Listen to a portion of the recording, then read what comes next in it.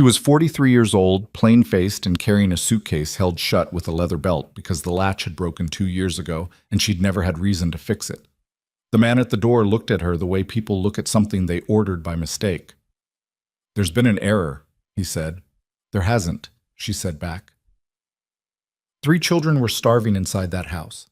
A barn was rotting. A predator had been quietly circling this land for 2 years and nobody had noticed. She noticed. This is the story of the woman everyone underestimated, and the empire she built from their mistake. Like this video. Drop your city in the comments. Let's see how far this story travels. The advertisement had been folded and unfolded so many times that the creases had turned soft, like old skin. Eleanor Hart kept it in the left breast pocket of her coat, not because she needed to read it anymore, she had the words memorized, but because it was the only piece of paper in the world that had suggested, even in the most businesslike terms imaginable, that someone somewhere might want her, seeking a capable woman of good character to assist with household management on working cattle ranch. Montana territory. Room, board, and fair arrangement offered. Serious inquiries only. Contact Walker Ranch, Black Ridge, capable, good character. Serious inquiries. Not young, not beautiful, not 22 and soft-handed, and full of the particular kind of hope that hadn't yet been ground down by decades of hard living. Just capable, just serious. Eleanor had written her letter of inquiry in November, sitting at the small table in the boarding house room she'd occupied for 11 months since leaving Cheyenne. She'd been honest in the letter because she'd learned, the hard way and more than once, that dishonesty in such matters only delayed the inevitable humiliation. She wrote that she was 43. She wrote that she had no living family. She wrote that she had spent the better part of her adult life keeping houses, raising children that weren't hers, managing budgets on amounts that would make a sensible man weep, and that she had never once in her life been described as delicate. She sent the letter on a Tuesday. By the following Tuesday, she'd already half convinced herself it wasn't going to work. The reply came on a Thursday, short, almost curt. "You may come. Arrive by the 14th if possible.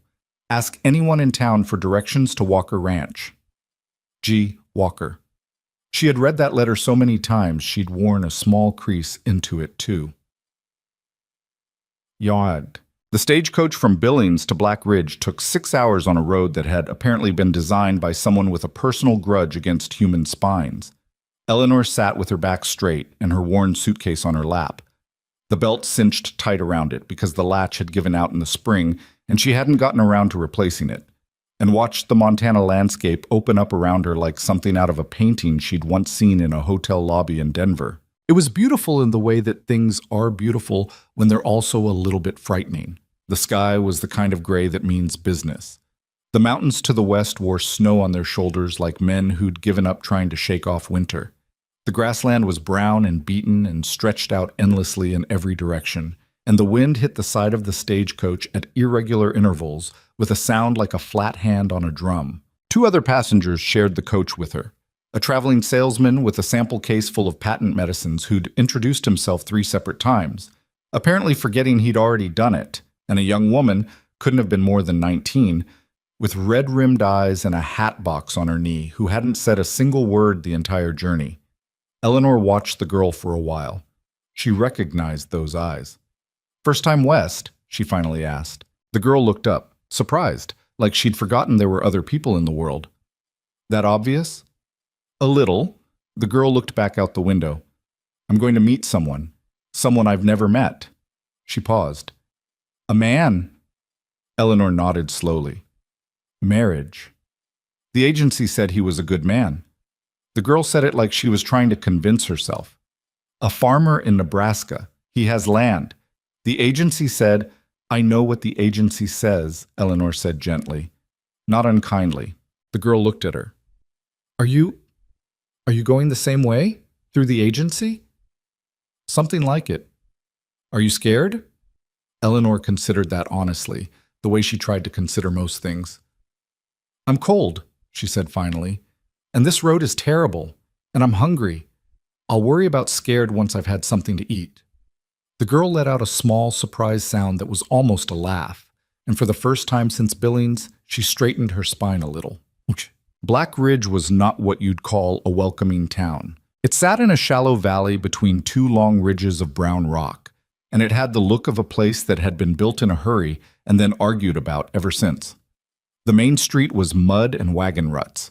The buildings on either side were a mix of raw lumber and weather-beaten paint, and every single one of them had a sign that seemed to dare you to come inside. The saloon, the dry goods, the livery, the land office, that one with a newer sign than all the others, the paint still bright enough to seem almost aggressive. Eleanor climbed down from the stagecoach with her suitcase in hand and stood in the mud for a moment while the driver unloaded the luggage from the boot. The salesman had already disappeared into the saloon before his bag hit the ground. The young girl with the hat box stood a few feet away, looking up and down the street with the expression of someone who has just been told the news is bad. "You'll be all right," Eleanor told her, meaning it, even though she didn't know if it was true. The girl nodded, holding her hat box like a life ring. Eleanor asked the stagecoach driver for directions to Walker Ranch. He gave her a look that lasted a beat longer than it needed to, taking in the suitcase with the belt, the plain wool coat, the face that nobody had ever written poetry about, and then pointed east along a rutted track that left town between the livery and the undertaker's office, which she privately noted was either a coincidence or someone's idea of humor. 3 miles out, he said. Can't miss it. Big spread, or used to be. He paused. You going to work out there? Yes? He scratched the back of his neck. Well? Huh. He looked like he wanted to say something else and had decided against it. Watch the ruts past the first creek crossing. That road gets bad in November. She thanked him and started walking. The road to Walker Ranch was, in fact, bad past the first creek crossing. Not impassably bad, but the kind of bad that made you pay attention to every step and reminded you with each one that the ground didn't owe you anything. Eleanor walked with her head slightly down against the wind and her suitcase switching hands every 10 minutes when one arm started to ache. She'd been walking long distances since she was a child on her father's failing farm in Kansas, and she had the particular gait of someone who has made peace with the fact that the destination is far away and there's nothing to do about it but keep moving. She thought about the letter. G. Walker. She didn't know what the G stood for. She'd imagined, in those idle moments at the boarding house, a man perhaps 10 years older than herself, weathered and taciturn, not prone to warmth but fundamentally decent. She'd imagined, carefully, with the discipline of someone who had been disappointed before. Nothing beyond that. She was not imagining a man who would be pleased to see her. She had no illusions about that. She reached the gate of Walker Ranch just as the sun dropped behind the western ridge, and the temperature dropped with it. The gate was iron and wood, with the name branded into a crossbeam overhead, and one side of it hung slightly crooked, the bottom hinge gone loose. She noted that automatically, the way she noted all things that needed fixing, not as a judgment, just as information. The house sat back from the gate along a lane lined with fence posts that had been set at slightly irregular intervals, like a row of old men standing at attention after a long afternoon. The house itself was 2 stories, wood-framed and solid in its bones, but the paint was years past needing another coat, and one of the porch steps had been replaced recently with raw lumber that hadn't been painted to match the rest. The barn to the left was the largest structure on the property, and even in the fading light she could see where a section of roofline had been temporarily patched with boards that weren't quite the right width. Everywhere she looked, work to be done. Everywhere she looked, a property that had been kept alive by sheer effort but hadn't gotten ahead of itself in a long time. She noted all of it. She picked up her suitcase and walked up the lane. Botep. The man who answered the door had clearly not been expecting her yet, or possibly had not been expecting her at all. Grant Walker was 48 years old, she would learn later. Right now, in the doorway with the lamplight behind him, he looked like a man who had been in a long argument with life and wasn't sure who was winning. He was tall, broad-shouldered in the way of a man who had done physical work for decades, with dark hair going gray at the temples and a face that had been good-looking once and was still decent underneath the exhaustion. He wore a flannel shirt that had been washed enough times to fade from whatever color it used to be to a particular shade of near-nothing, and he had the look of a man who had completely forgotten that he was supposed to be doing something tonight. He looked at Eleanor. His eyes moved across her the way men's eyes had always moved across Eleanor. Not with cruelty exactly, just with the rapid, unconscious math of assessment, addition, subtraction, conclusion. She watched him arrive at the conclusion. "There's been some kind of error," he said. His voice was low, dry. Not unkind, but not warm. "The agency. I wrote to the agency asking for—" "I know what you asked for," Eleanor said. "I have your original letter of correspondence, if you'd like to review it. My response is also in their files." "I was expecting someone younger." The words came out flat, like a fact reported from a distance. "I expect most people were once." She kept her voice even. "My name is Eleanor Hart. I've traveled 6 hours from Billings and 3 miles on foot from town. If you're going to send me away, I'd ask that we at least do it inside where I can put this suitcase down." Something moved behind his eyes. Not warmth, more like the recognition that she had, at minimum, said something logical. He stepped back from the door. She walked in. The smell hit her first. Not a smell of filth, exactly, but the particular smell of a house where someone had been trying very hard to manage more than they could manage, for longer than was sustainable, dishes that had been washed but not quite rinsed, a pan on the stove with the remnants of something that had been heated rather than cooked, boots near the door that were muddy in a way that suggested the mat had given up weeks ago, and underneath all of it, something else, something harder to name, the smell of a space that had gone too quiet for too long. She set her suitcase down by the door. The front room was large and low-ceilinged, with a fireplace that was cold in November in Montana, which told her something, and a table with 4 chairs, one of which had a stack of unopened mail that had apparently been there long enough to become part of the furniture. A pair of small boots sat in the middle of the floor for no apparent reason. "The children," she said. It wasn't a question. Grant, who had followed her in and was standing a few feet behind her with his arms crossed, made a short sound that might have been an affirmative. 3 of them, upstairs. They've been up there since supper. Was supper— She glanced toward the stove, at the pan she'd smelled. "Beans." He said it the way you say a word when you've already accepted that the situation is what it is. "And before that?" A pause. "Beans." Eleanor turned to look at him directly, which he seemed slightly startled by.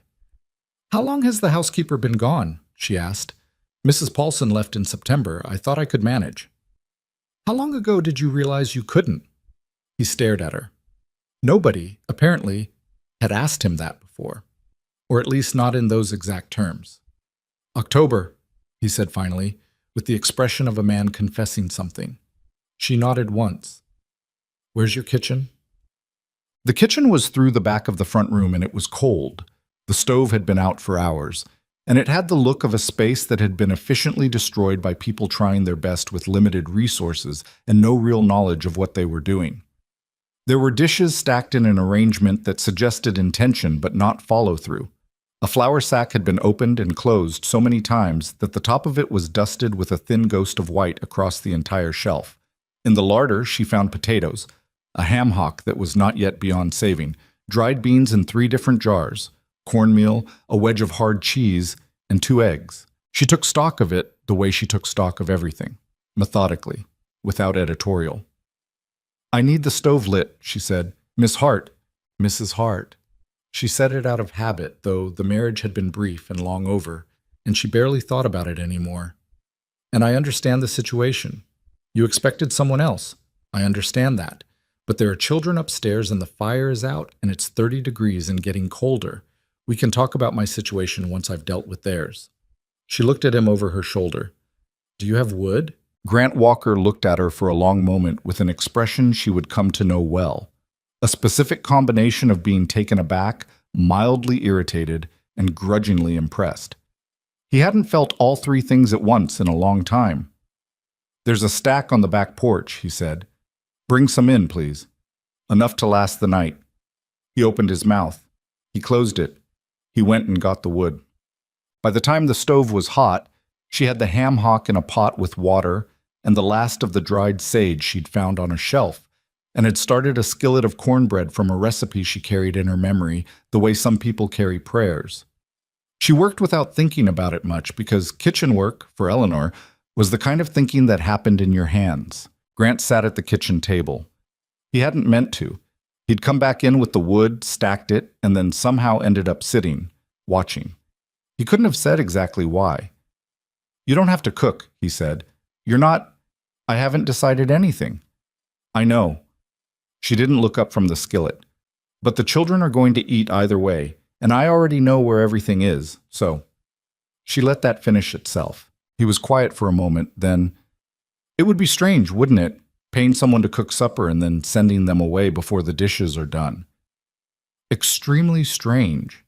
Something crossed his face. The ghost of an expression that might have been amusement in a different version of his life. It didn't quite form, but it passed through. "What does the G stand for?" she asked. He blinked.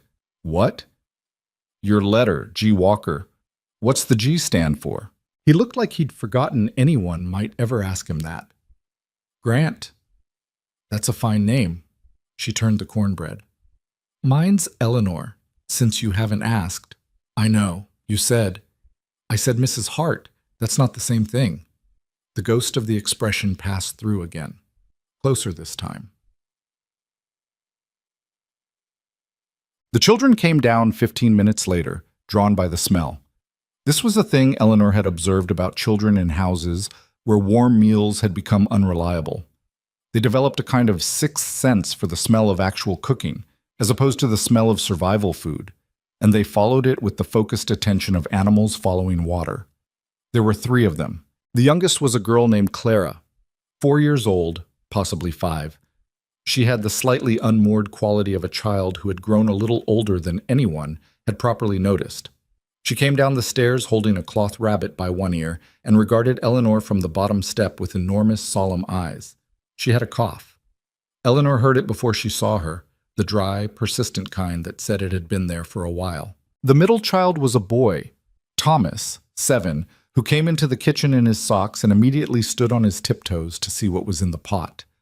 "Is that ham?" he said. "It is," Eleanor said. He looked at her with undisguised evaluation. "Who are you?" "My name is Eleanor. I'm going to be—" She glanced briefly at Grant, who was still sitting at the table with his arms crossed and no expression she could read. "I'm going to make sure you eat a hot meal tonight." Thomas seemed to decide this was sufficient. He sat down at the table across from his father. The oldest was the one who didn't come down.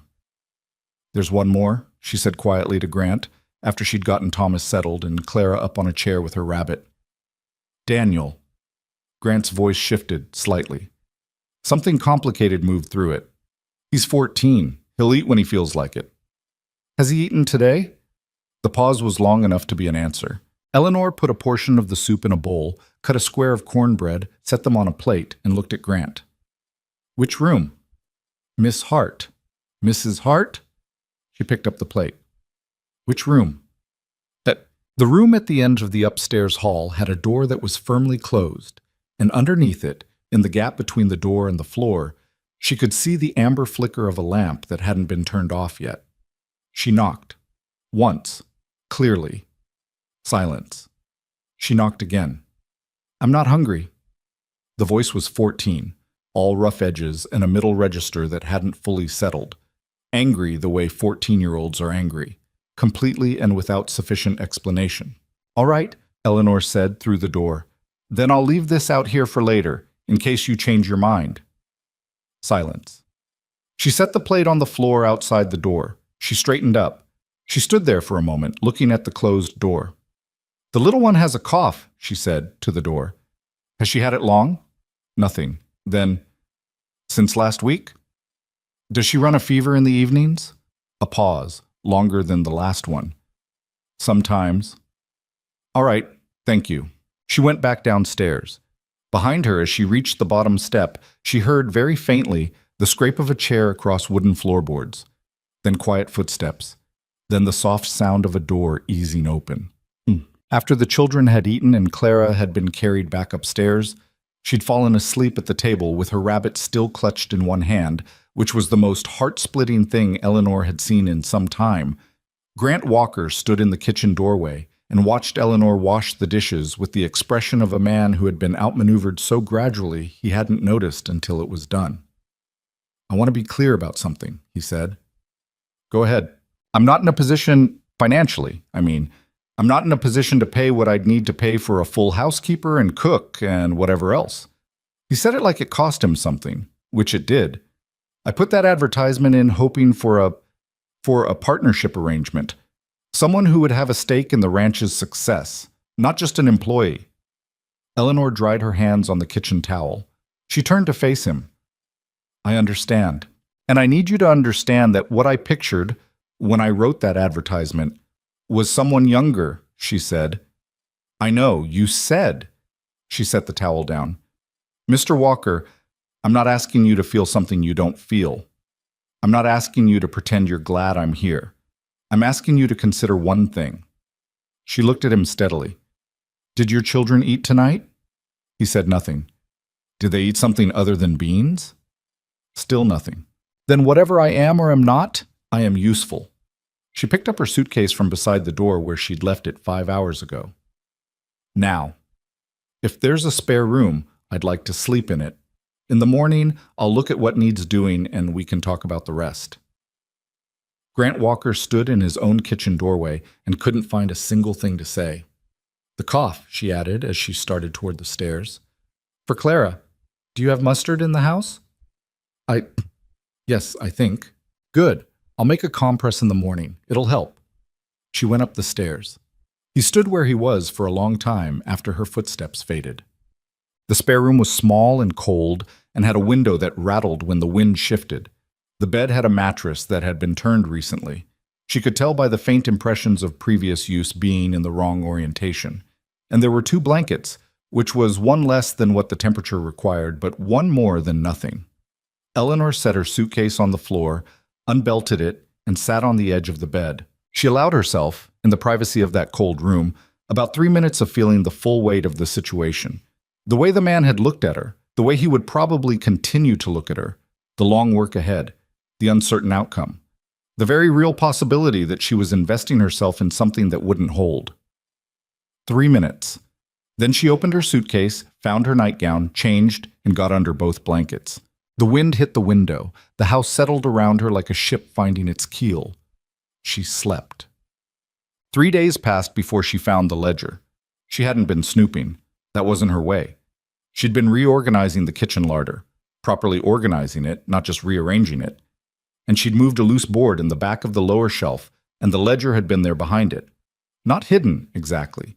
More like put somewhere out of the way, with the vague hope that being out of the way was the same as being dealt with. She took it to the kitchen table, sat down with it, and spent an hour reading it in the morning light. When Grant came in from the barn for the noon meal, she was still sitting there. You found that, he said. Yes. He came to the table, poured himself coffee from the pot she kept warm on the stove, and sat down across from her. He looked at the ledger, the way people look at things they've been dreading looking at for a long time. How bad? The ranch itself is in better shape than these numbers suggest, she said. Or it should be.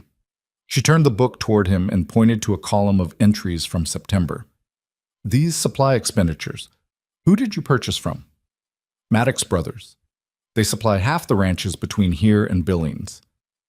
Did you receive everything you ordered? He opened his mouth, and then he closed it slowly. And she watched something come into focus behind his eyes. Last September, he said, slowly, the winter feed order. We were short. I thought it was a shipping error. How short? Maybe a quarter of what we ordered, but I paid for the full amount. The invoice said full delivery. He looked at her. I assumed... The driver said the load count was right. I didn't go back and measure the actual...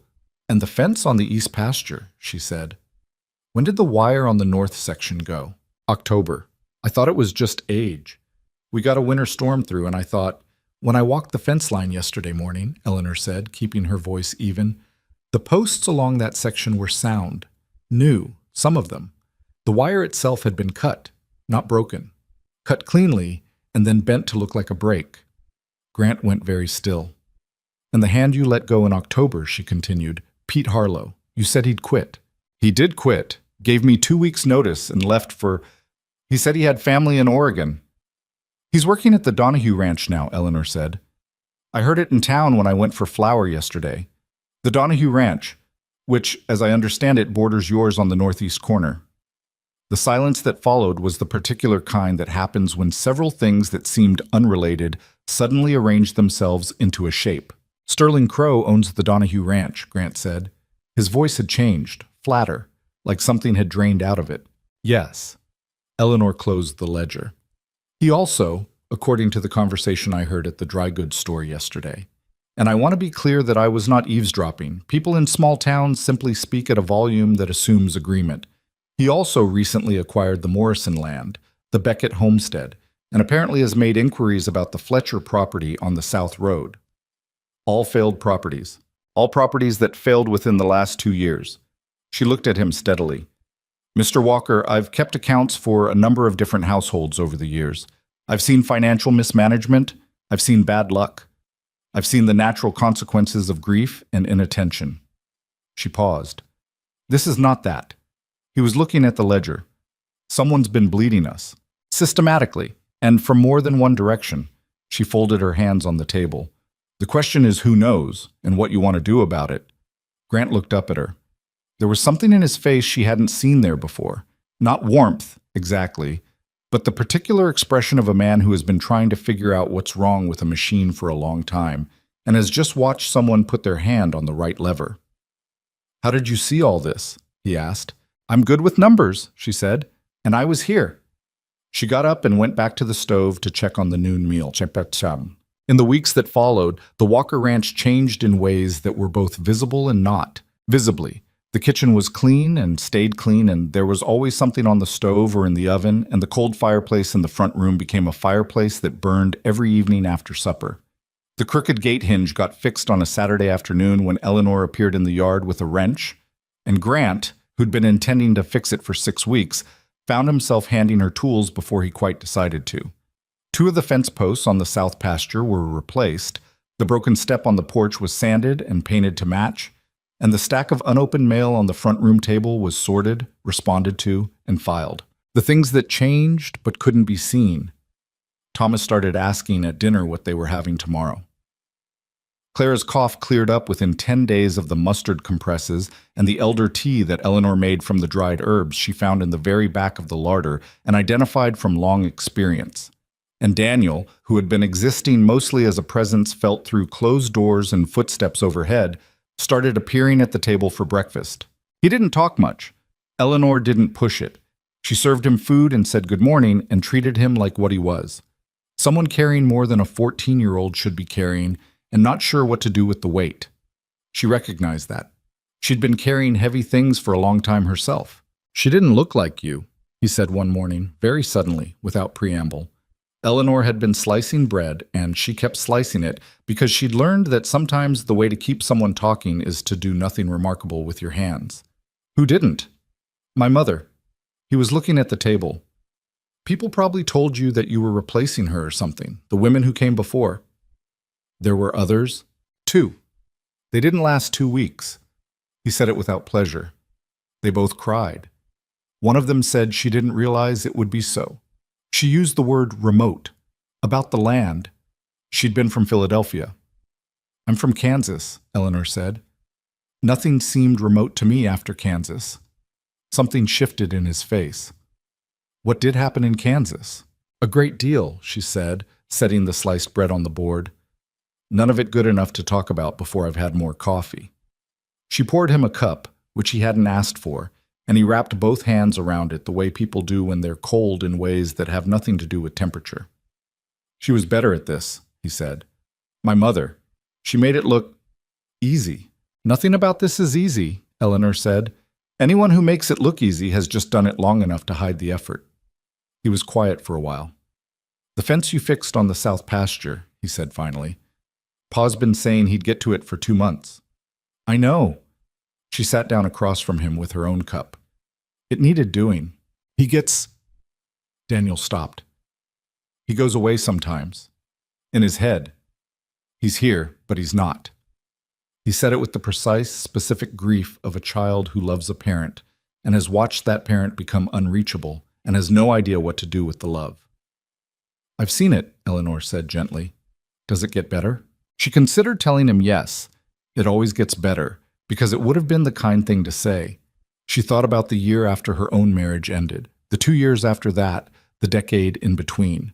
The way grief moves through a person like weather, unpredictable, with no regard for schedules or convenience. It becomes different, she said. It becomes something you carry differently. Not lighter, necessarily, just differently shaped. Daniel looked at her. That's not the same as better. No, she agreed. It's not. She wrapped her hands around her cup. But different is somewhere to start. December came down hard on Black Ridge that year. 2 weeks before Christmas, they lost 6 head of cattle that had been in the east pasture overnight when a section of fence went down. Not cut this time, or not that she could prove, but the timing of the break, in a section that had been recently checked, and the particular pattern of the cattle's movement when Grant and Daniel found them 2 miles north of the property line, all of it had the feeling of something deliberate about it.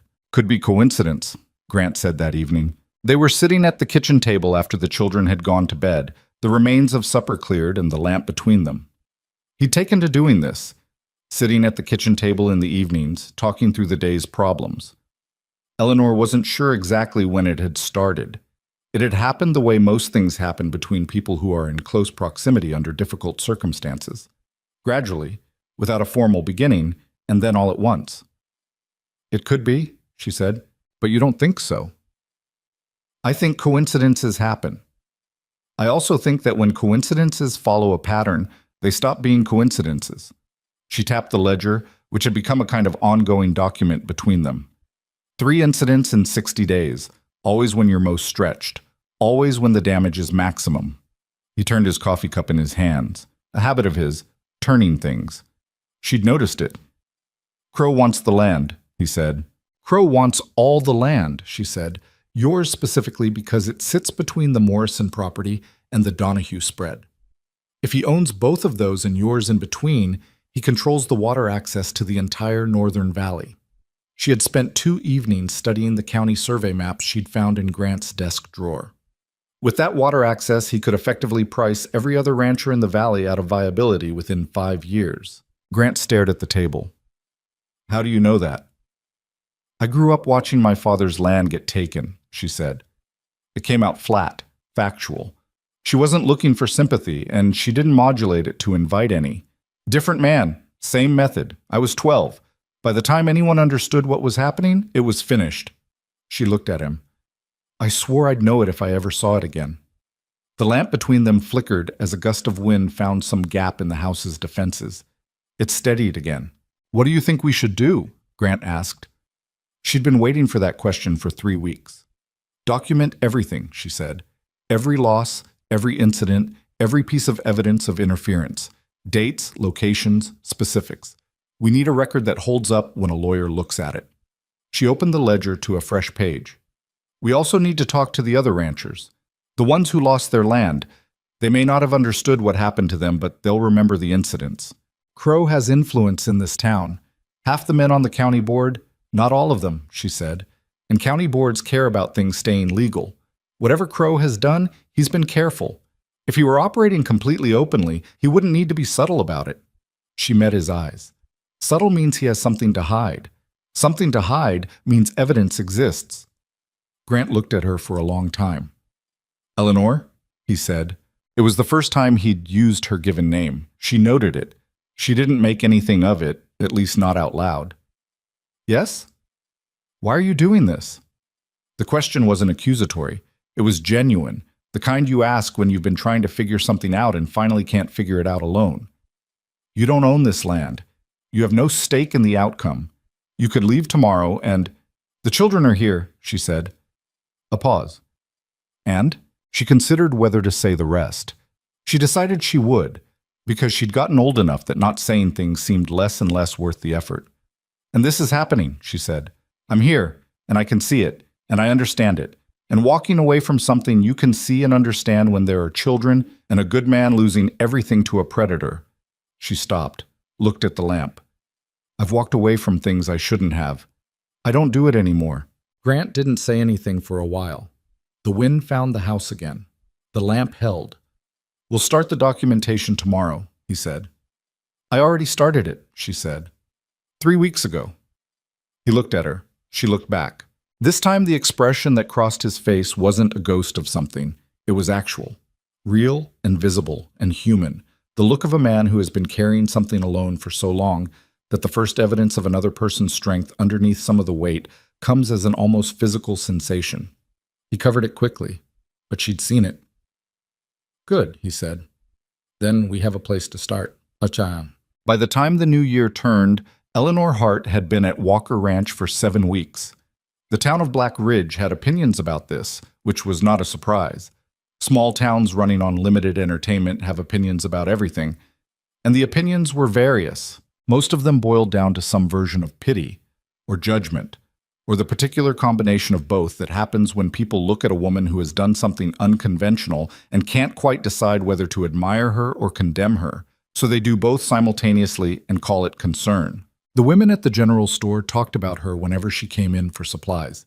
She could tell by the way conversation shifted when she entered, the way a room shifts when a door opens and lets in cold air.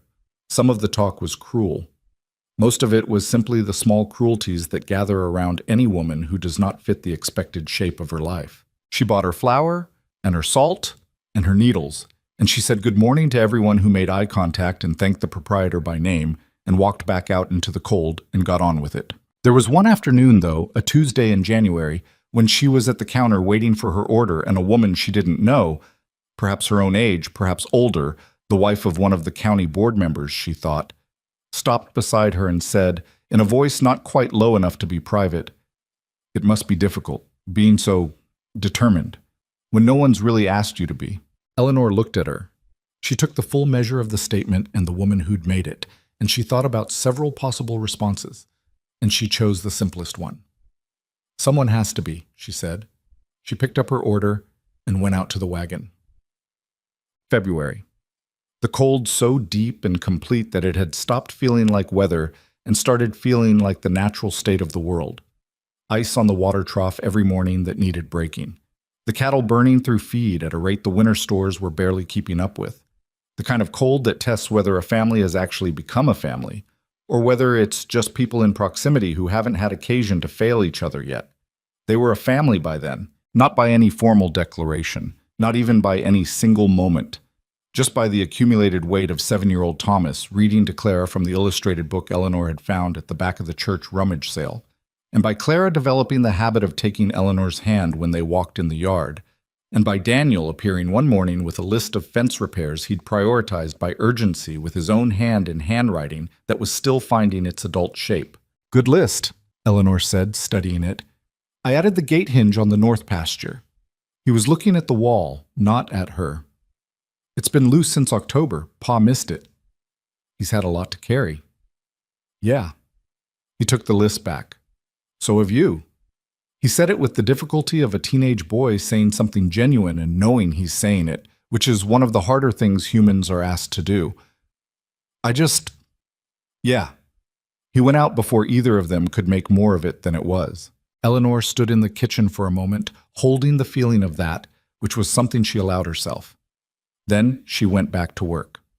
Grant found her in the barn on a Thursday afternoon in late February, in the middle of what should have been a simple task, checking the feed stores against the winter inventory, when she realized with a cold, specific certainty that they were short by approximately a third of what they should have had.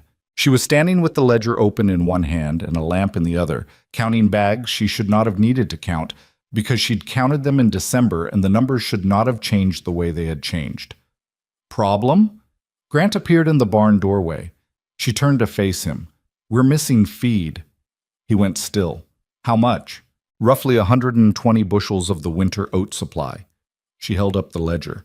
"I counted in December. I documented it. This is not a counting error." "You're saying someone—" "I'm saying the feed is not here, and I know it was here." She looked around the barn, at the careful stacking of the remaining bags, at the way the space where the missing stores should have been was just slightly too neat, as if someone had rearranged things to make the gap less obvious. Someone came in here and took it.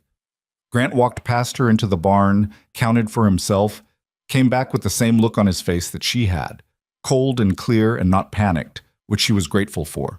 "In winter," he said, "without enough feed, the cattle start. We lose stock," she said. "And if we lose enough stock, we miss the spring payment on the loan." She'd found the loan documents in the same desk drawer as the survey maps. She hadn't said anything about it until now. I know about the loan. He looked at her. You went through my desk. Your drawer was open. I was looking for the survey maps. I apologize. She didn't look away. The loan payment is in March. The amount is... I know the amount. If we lose the cattle, I know. His jaw was tight. I know what it means. Then we need to figure out where the feed went and whether we can source more before the worst of the cold. She'd already been calculating this in her head since she started counting. There's a supplier in Helena that Maddox Brothers doesn't work with. I found the name in the supply ledger from 2 years ago, before Maddox Brothers became the primary supplier. If we can get a message there by the end of the week, Helena is 80 miles. I know. She looked at him steadily. Grant, we're not losing this ranch.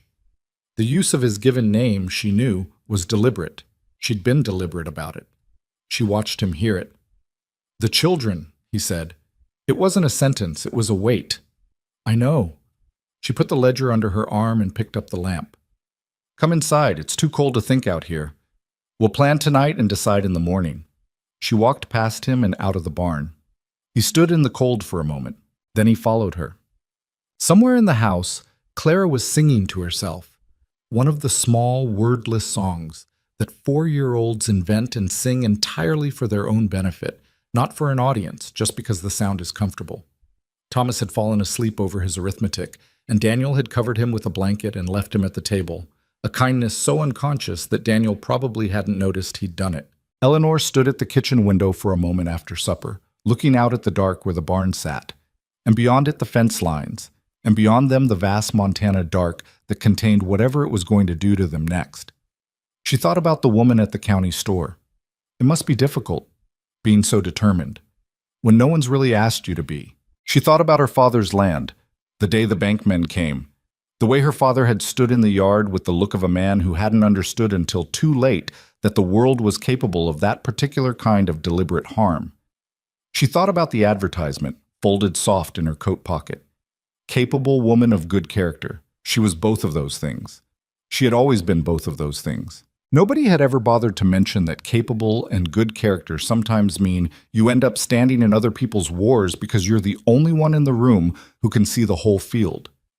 She turned away from the window, picked up the ledger, sat down at the table, started writing. The lamp burned. The house held. In the east pasture, the cattle were cold but alive. For now, that was enough. The message to the Helena supplier went out on a Friday, carried by the stagecoach driver for $1, and the promise of Eleanor's best cornbread the next time he came through, a currency he seemed to regard as entirely reasonable. They had a reply by the following Wednesday. Yes, the supplier could fill the order, but delivery would take 3 weeks. And the price was 15% above what Maddox Brothers charged. Grant had stared at that number for a long time. We pay it, Eleanor said. It's money we don't have. It's money we have less of than we'd like. There's a difference. She was already writing the confirmation letter. If we don't have the feed, we lose stock. If we lose stock, we lose the ranch. 15% above market rate is the cheapest problem on this list. He hadn't argued. She was learning that about him. That he argued when he thought she was wrong and didn't when she was right, which was more than she could say for most men she'd worked for. The feed arrived in 3 shipments across 2 weeks in March, pulled by a team of draft horses that appeared out of the gray morning like something from a more reliable world. Eleanor stood in the yard and counted every bag as it came off the wagon. She checked it against the invoice twice. She made the driver sign his name to a delivery confirmation she'd written herself, which seemed to surprise him. Didn't know Walker Ranch had got so official, he said. It has now, she said, and handed him the signed copy. The stock survived the winter, but surviving was not the same as being safe, and Eleanor knew the difference. The documentation she'd been keeping through January and February had grown into something substantial by the time March mud came. 41 pages of the ledger's back section, written in her precise, tight hand, dates, amounts, incident descriptions, witness names where available, missing feed, cut fence wire, a hay fire in October that Grant had attributed to a spark from the forge, but that she noted had started from the windward side of the barn, not the side facing the forge. The timing of Pete Harlow's departure and his subsequent employment. The pattern of Maddox Brothers' short deliveries, cross-referenced with the dates of Crow's land acquisitions. She'd laid it all out on the kitchen table one evening for Grant.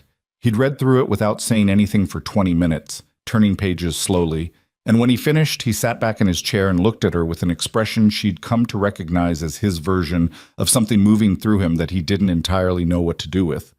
"How long did this take you?" he asked. "A while. Evenings, mostly." "Eleanor?" He stopped. This is enough for a lawyer, maybe more than enough." "Maybe," she said carefully. "The challenge is finding a lawyer who isn't already in Crow's pocket." She'd been thinking about this. "There's a man in Billings, a civil attorney named Whitmore. His name came up in the land record filings I found at the county office. He's handled 3 property disputes in this valley in the last 5 years, and he's won 2 of them." "You went to the county office?" "Last Thursday, while you were at the feed store." He stared at her. "Why didn't you tell me?" "I wanted to know what I'd found before I told you I'd gone looking." She met his eyes. "I'm telling you now." He was quiet a moment. "And Whitmore, can we afford him?" "Probably not." She folded her hands on the table. "But there's a provision in Montana territorial law. I found the statute in the county clerk's legal reference files. He was very helpful once I explained what I was looking for. A provision that allows for contingency representation in cases of demonstrated property fraud. If Whitmore takes the case on contingency, he collects his fee from any damages awarded." Grant looked at her for a long time. "You're not a lawyer," he said. "No," she agreed. "But you spent a Thursday at the county office reading territorial statutes. The clerk made excellent coffee and I had questions. It seemed efficient." Something crossed Grant's face. The expression that had been becoming more frequent over the past weeks, less guarded than the first version of it she'd seen. Still complicated. Still a man carrying grief like a structural feature of himself. Something load-bearing that he didn't know how to set down without the whole architecture shifting. But underneath that, something else was beginning to surface. Something that had been there a long time and hadn't had occasion to show itself. He didn't name it, neither did she. "We should write to Whitmore," he said. "I already drafted the letter," she said. "It's on the desk. I wanted you to read it before it went." He almost laughed. It didn't quite get there. But it was close, and it was real, and Eleanor decided that was enough for a Tuesday evening in March. The letter went out the next morning. Whitmore's reply came in 9 days. He was interested. He was coming to Black Ridge to look at the documentation. He was not making promises, but he was coming. Eleanor read the letter twice, set it on the kitchen table, and went to tell Grant. He was in the barn with Daniel, the 2 of them working on a section of damaged stall boarding. And when she came in and told him Whitmore was coming, Grant set down his hammer and sat on a hay bale and put his face in his hands for a moment. Not in despair, but in the way of a man who has been holding something tight for a very long time and has just felt the grip loosen slightly. Daniel watched his father, then looked at Eleanor, and she gave him the small nod that she'd found worked for 14-year-olds in moments where words were too much. He gave her the same nod back. Then he picked up the hammer and went back to the boards. She left them to it and walked back to the house in the cold March air, thinking about all the things that still needed to happen before any of this was over. A great many things still needed to happen. And Sterling Crow, as far as she could tell, had not yet begun to feel threatened. That was about to change. Crow came to the ranch on a Thursday in late March. He arrived in a black-painted wagon with 2 men on the seat beside him, and the kind of unhurried confidence that belongs to men who have never had to hurry because they've never doubted the outcome of anything. Eleanor saw him from the kitchen window when she heard the wagon on the lane. She recognized him from the description she'd pieced together from conversations around town. Large man, past 50, dressed better than the territory strictly required, with the bearing of someone who had decided very early in his life that other people existed primarily to facilitate his plans. She set down the dish she was drying and went to the front door and opened it before he could knock. Crow stopped on the porch step, mildly surprised. The 2 men with him, both younger, both with the specific blankness of men hired to stand near someone and look capable of things, stopped behind him.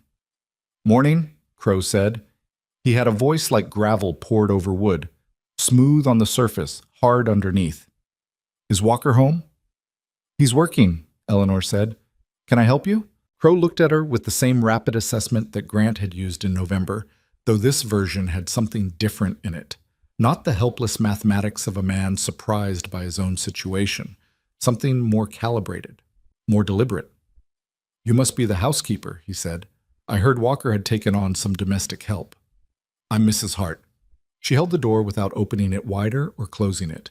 "And you're Mr. Crow." He seemed faintly pleased that she knew his name. Men like him often were. It confirmed their belief that they occupied the center of things. "I have a business proposition for Mr. Walker. I prefer to discuss it with him directly." "I'll let him know you called." She didn't move from the doorway. Something shifted behind his eyes. Not anger. More like the micro-adjustment of a man who has encountered a small obstacle he hadn't anticipated and is deciding whether to go around it or through it. "It would be in Walker's interest to hear what I have to say," he said. His voice stayed pleasant, which was its own kind of thing. "I'm sure he'll give it the attention it deserves," Eleanor said. "Good morning, Mr. Crow." She closed the door. She stood on the inside of it for 3 breaths, listening, heard the men on the porch not moving. Then the particular sound of a large man making a deliberate choice to walk away rather than push the moment further. Footsteps. The porch step. The wagon. She went to the side window and watched the wagon move back down the lane. Crow didn't look back. She picked up her dish and went back to drying it. When Grant came in for lunch and she told him, he stopped in the middle of taking his coat off. "You turned him away?" "I told him you'd give his proposition the attention it deserves." She put the dried dish on the shelf. "Which I expect you will." "Eleanor, Crow is—" He stopped, tried again. "He's not someone who responds well to being put off." "No," she agreed. "He isn't." She turned to face him. "But he came unannounced, without an appointment, to your home, with 2 large men in his wagon, and he asked to see you about a business proposition. If you'd been home and walked out to meet him on those terms, you'd have been having his conversation, on his schedule, from a position of being caught off guard on your own land." She met his eyes. "Now he knows you have someone between him and you. That's information he didn't have before." Grant stood with his coat half on, looking at her. "You wanted him to know about you," he said slowly. "I wanted him to know that this house has someone paying attention," she said. "Those are different things." He finished taking his coat off, slowly, and hung it on the hook. He sat down at the table. He looked like a man reassembling a picture he'd been looking at wrong. "He'll come back," he said. "I know." She put the soup on the table. "We'll be ready." Crow came back the following week. This time he came alone, just himself, no men in the wagon, which was either a gesture of conciliation or a different kind of move entirely, and Eleanor didn't trust it either way. She was at the dry goods store when the wagon rolled past, and she watched Crow from the window and made note of the direction he was going. He didn't go to Walker Ranch. He went to the county land office. She mentioned this to Grant that evening, and they sat with the implications of it for a while. A man like Crow didn't visit the land office without a reason, and the reasons available to him in that office were limited in their variety, but significant in their potential.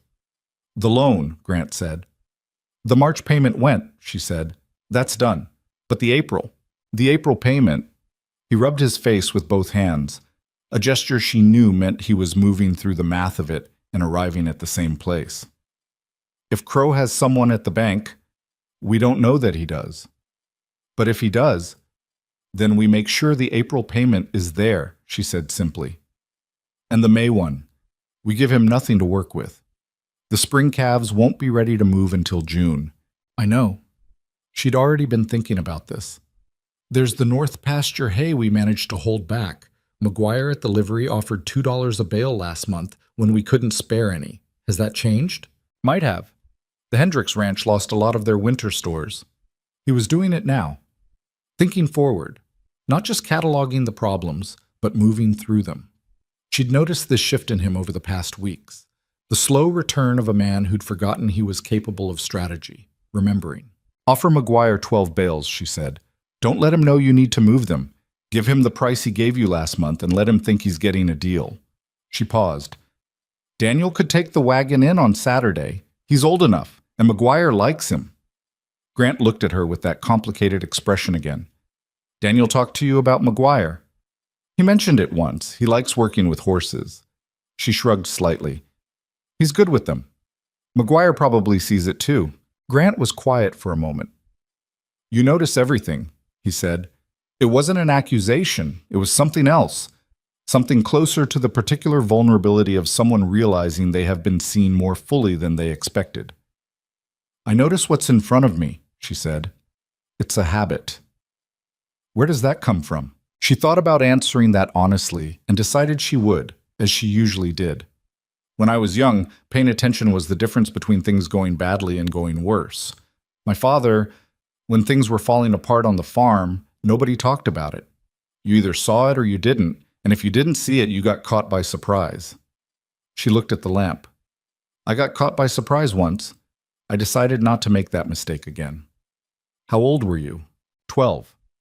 The same age she'd told him before, the age she'd been when the bankmen came. Old enough to understand and young enough that I couldn't do anything about it. She folded her hands. That's the worst age to be for something like that. He was looking at her in a way that was different from the early weeks.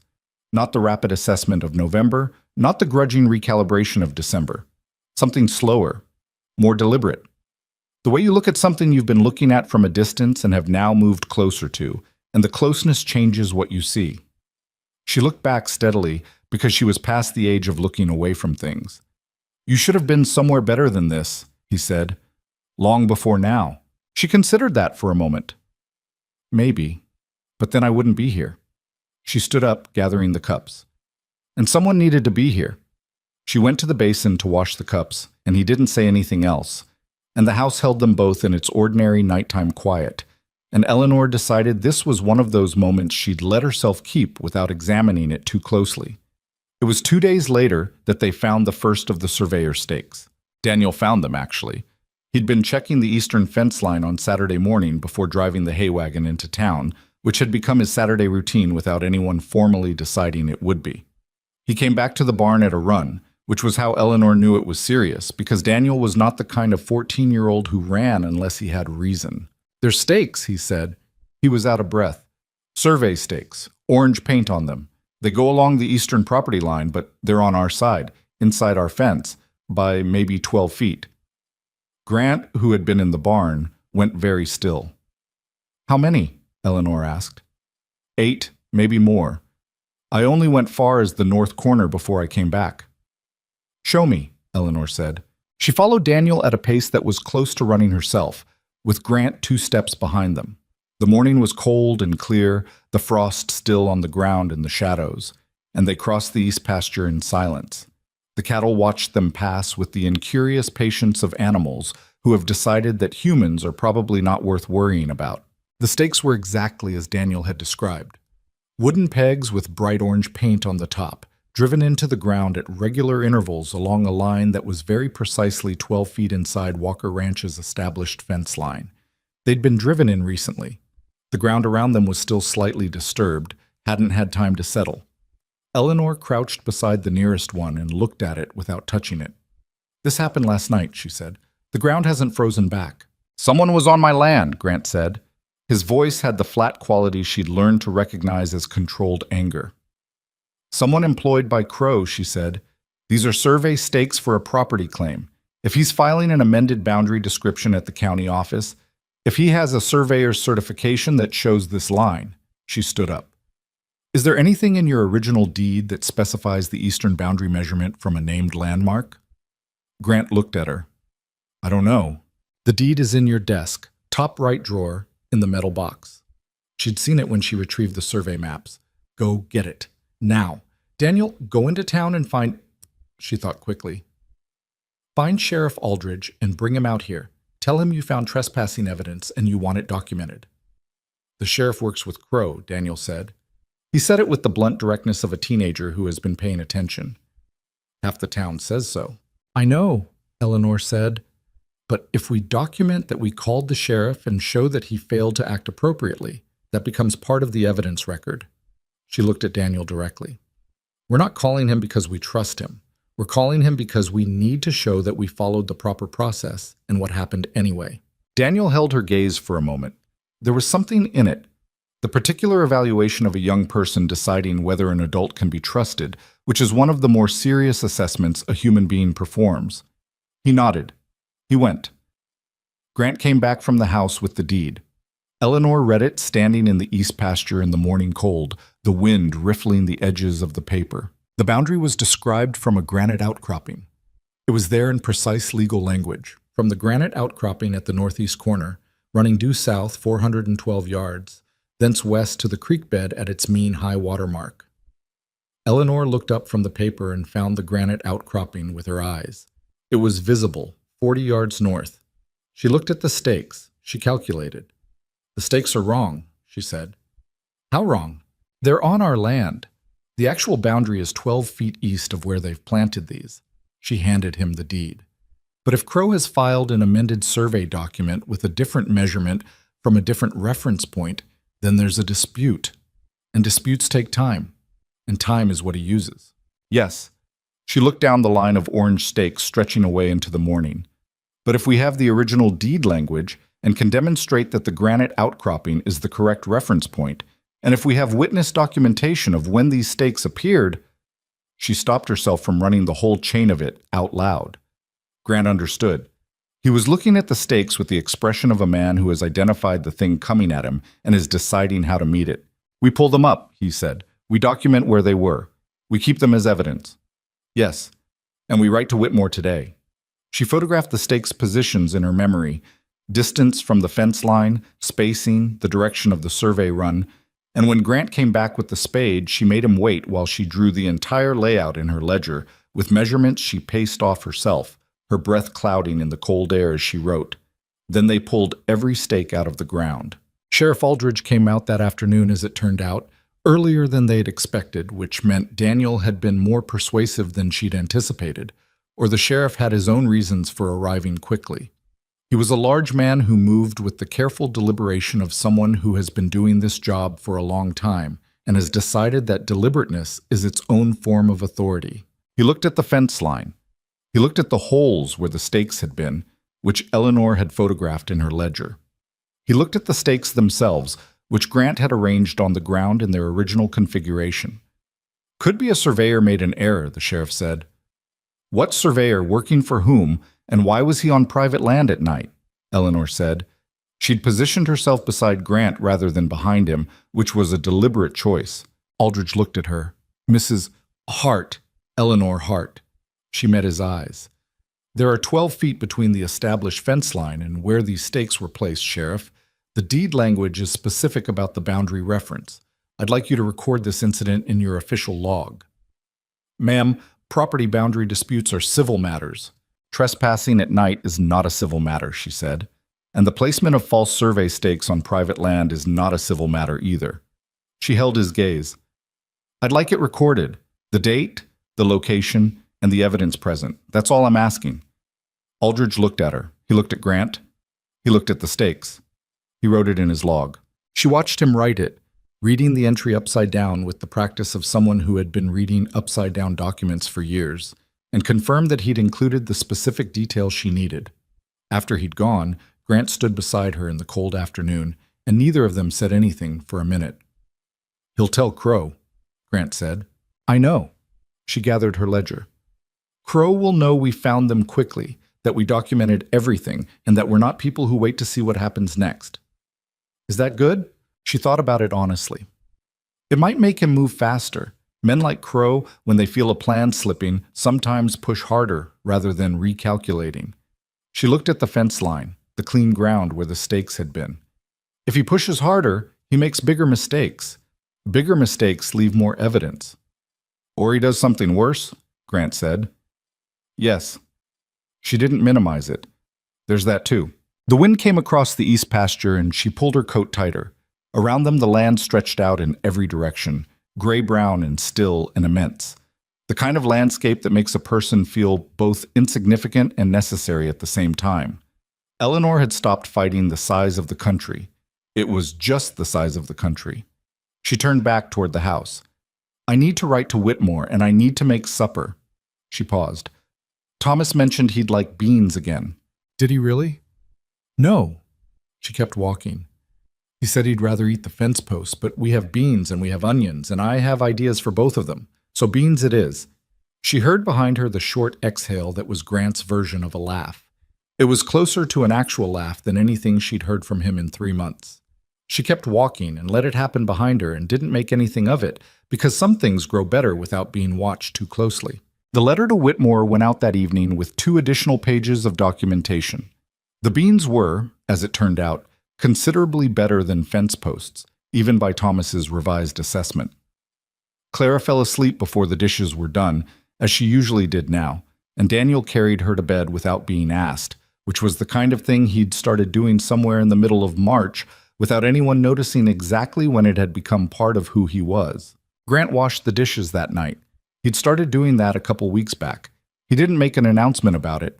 He just picked up the cloth one evening and did them. And the next evening he did them again. And it had become a thing that happened in the Walker household now, quietly, without ceremony. Eleanor sat at the table with her ledger and made notes, and he stood at the basin with his back to her, washing dishes in the particular silence of 2 people who have been through enough together that silence doesn't require filling. Outside, the wind had picked up from the west.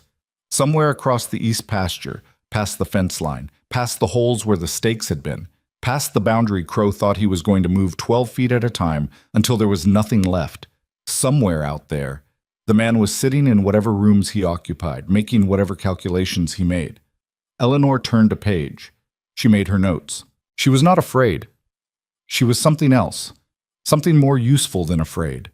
The feeling a person gets when they have finally located the shape of the thing coming at them and have decided, fully and without qualification, that they are not moving.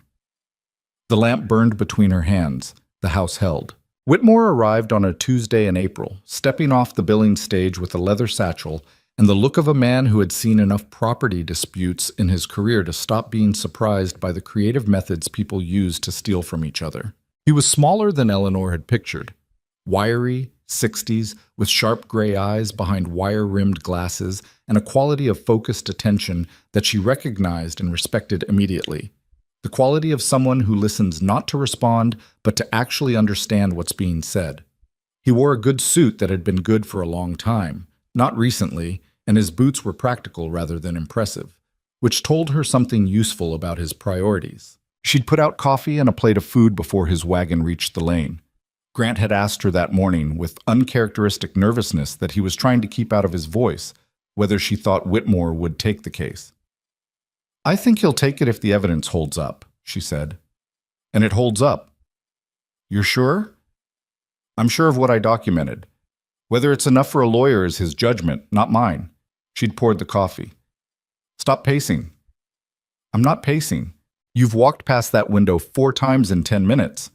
He'd sat down. Whitmore spent 2 hours at the kitchen table going through Eleanor's ledger and the supporting documents she'd organized. The original deed, the survey maps, the delivery invoices cross-referenced against the actual supply records, the incident log with dates and specifics, the letter confirming the Helena supplier's delivery quantities, the entry from Sheriff Aldridge's official log that she'd obtained a copy of from the county clerk's office 3 days after Aldridge's visit. He read everything twice. He asked questions, good questions, the kind that went sideways at the material rather than straight at it, testing the edges of what she knew and how she knew it. She answered everything directly and said plainly when she didn't know something rather than guessing, which seemed to satisfy him more than the answers themselves. At the end of 2 hours, he closed the ledger and looked at her over his glasses. "You compiled all of this?" he asked. "Yes." "You have a background in law?" "No, accounting, some. Mostly just attention." He looked at Grant. "You're a fortunate man." Grant, who was sitting across the table, said nothing, but something moved through his face that he covered by looking down at his coffee cup. "The Maddox brothers' invoicing is the cleanest piece of it," Whitmore said, opening the ledger again to the relevant pages. "That's potentially criminal fraud, not just civil. The survey stakes incident is strong as a harassment and trespass claim. The fence interference, harder to prove directly, but it establishes a pattern." He tapped the page. "The pattern is what matters here. One incident is misfortune. A pattern is a plan." "Can you take it?" Grant asked. Whitmore picked up his coffee, drank it, set the cup down. "I can take it. Contingency arrangement, as Mrs. Hart described in her letter. I'll need 6 weeks to prepare filings and approach the territorial court in Helena. He looked at Eleanor. In the meantime, you continue documenting everything, every incident, every supply discrepancy, every time someone comes onto this property without invitation. Already doing it, she said. I know. Keep doing it. He stood, gathering the copies she'd made for him. One more thing. Crow will know I've been here before I get back to Billings. This town doesn't have a secret smaller than a house fire. He looked at them both. When he knows, he'll push harder. That's what men like him do. Be ready for it. We've been discussing that, Grant said. Good. Then we have a place to start. He picked up his satchel. I'll be in contact by the end of the month. After Whitmore's wagon left the lane, Eleanor and Grant stood on the porch in the April afternoon. The first real warmth of the year was in the air. Not summer, but the preliminary suggestion of it, the temperature finding its way back up from the floor of winter. 6 weeks, Grant said. 6 weeks, she agreed. A lot can happen in 6 weeks. Yes. She looked out at the ranch, the barn, the pastures, the fence line in the east where the holes had long since settled over and the grass was beginning to green back. But we knew that. She went inside to start dinner, and Grant went to the barn, and the ranch turned with its usual indifference to human plans and human hopes, and the 6 weeks began. They were right that a lot could happen. The first thing that happened was Margaret Doyle. Margaret Doyle had owned a small homestead 6 miles south of Black Ridge until 14 months ago, when she'd lost it to what she'd understood as accumulated debt, 2 bad seasons, and simple bad luck. She was in her 50s, a widow, and she'd been living since then in a single room above the laundry in town, taking in mending work for anyone who'd give it to her. Eleanor met her at the dry goods store on a Wednesday and recognized something in her face that she had learned to recognize, the particular expression of someone who has been through something that diminished them without their consent and hasn't yet found their way back to themselves.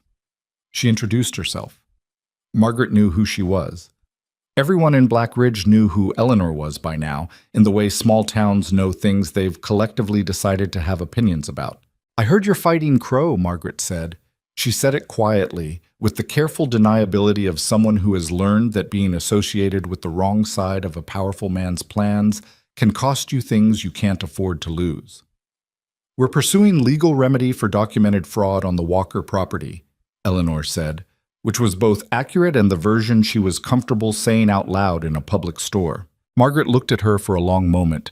Then she said just as quietly, "The hay barn fire. The one that cost me my West Pasture hay in October, 2 winters ago. They said it was an accident. Did you believe that? I believed what I was told because I didn't have the money or the energy not to." She was folding the paper around her purchase as she spoke, her hands moving with the automatic efficiency of someone who has done small, careful things to keep from falling apart for a long time. But I remembered afterward that the fire started on the side facing the road, and nobody uses that side of the barn in October. Eleanor looked at her. Would you be willing to speak with an attorney named Whitmore? To tell him what you've told me? The fear that crossed Margaret's face was real, and she didn't pretend it wasn't. If Crow knows I've talked, he'll likely know, Eleanor said honestly. I won't tell you otherwise. She met the older woman's eyes. But here's what I know, Margaret. He's already taken everything you had. He has nothing left to threaten you with except fear itself, and fear is the cheapest thing he has. Margaret was quiet, looking at the wrapped parcel in her hands. The Morrison family, she said finally, and the Becketts. They'll tell you the same things if you ask them the right way. The Becketts especially. Their water rights dispute had Crow's name on it from the beginning. Any fool could see it. She looked up. You didn't hear any of this from me. I didn't hear a word, Eleanor said. And then, come to the ranch on Saturday. Bring what you remember. Write it down if you can, whatever specific dates and incidents you recall. Whitmore needs specifics. Margaret left the store without confirming she'd come. She showed up at the Walker Ranch gate on Saturday morning with a folded piece of paper in her hand and the look of someone who has made a decision they're not fully sure about and have decided to live with it anyway. Eleanor made coffee and sat with her at the kitchen table for 3 hours. The paper had 17 specific incidents on it, dated and described, covering 14 months before Margaret lost her property. Reading it, Eleanor felt the familiar cold clarity that came when a pattern resolved itself fully, the clarity of something that had always been there becoming finally visible. "This is good work, Margaret," she said. Margaret looked at the paper like she was seeing it from a distance. "It was a good property. I built it myself after my husband died. 8 years." She paused. "He took 8 years and 18 months. Eleanor covered the older woman's hand with her own. She didn't say anything because there was nothing to say that would be enough. And she'd learned a long time ago that insufficient words do more damage than honest silence. She wrote to Whitmore that evening with Margaret's account attached. 3 days later, she drove the wagon to the Beckett homestead, what was left of it, a leased property now, with a family living in 2 rooms of what used to be a full house, and spent an afternoon with Nathan Beckett, who was 56 and had the permanently surprised expression of a man who had been ambushed by life and hadn't fully processed it yet. Nathan Beckett talked for 2 hours. He had a great deal to say that he'd never said to anyone, because no one had come and sat in his kitchen and asked. The Morrison family was harder. They'd moved to Billings and weren't coming back, and Eleanor sent them a letter through Whitmore's office that was careful in its language and honest in its purpose. 3 weeks after Whitmore's visit, they had 4 additional witness accounts and a set of overlapping incident records that described, when laid together, a deliberate and systematic campaign of sabotage across 6 properties over 4 years. Crow had been doing this longer than Eleanor had thought. He had been doing this much longer. She sat with that knowledge for one evening and felt the weight of all the people who had lost things they'd spent their lives building, and she let herself feel it because she thought it was important to feel it rather than turn it immediately into something useful. All those years, all those families. Then she got up and kept working. The push came in May. Whitmore had warned them it would. Crow was too smart not to see the walls going up around him, and men like Crow did not wait to be boxed in. It started with the loan. The bank in Black Ridge sent a letter on the 3rd of May informing Grant Walker that due to a review of outstanding accounts, the terms of his operating loan had been modified and full repayment of the remaining balance was required within 30 days rather than the original schedule extending to November. Grant read the letter at the kitchen table with an expression that was almost completely flat, which Eleanor had learned was what his face did when something hit him in a place he'd already been hit. "They can't do that," Daniel said. He'd been at the table doing his schoolwork when the letter arrived and had read it over his father's shoulder without apology. "They can if there's the clause in the original agreement," Eleanor said. She was already reaching for the loan documents from the metal box.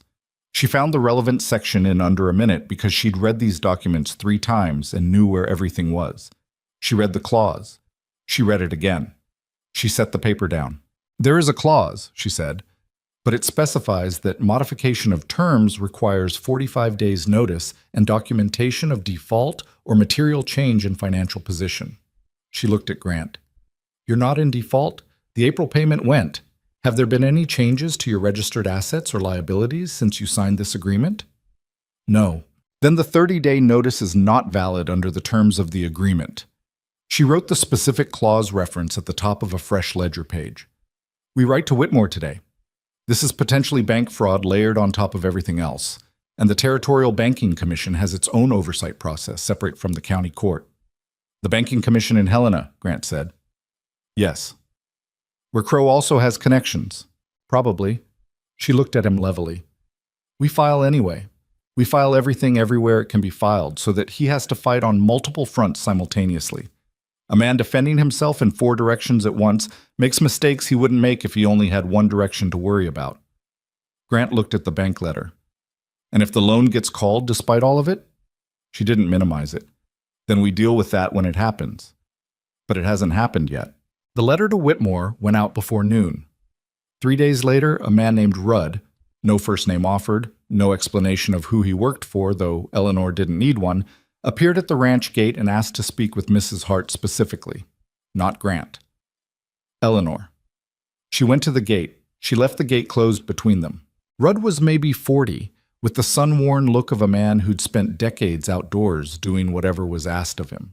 He had the particular quality of blankness she'd noticed in the 2 men who'd ridden with Crow in March, the professional absence of expression that some men develop when they've decided that having a face costs too much.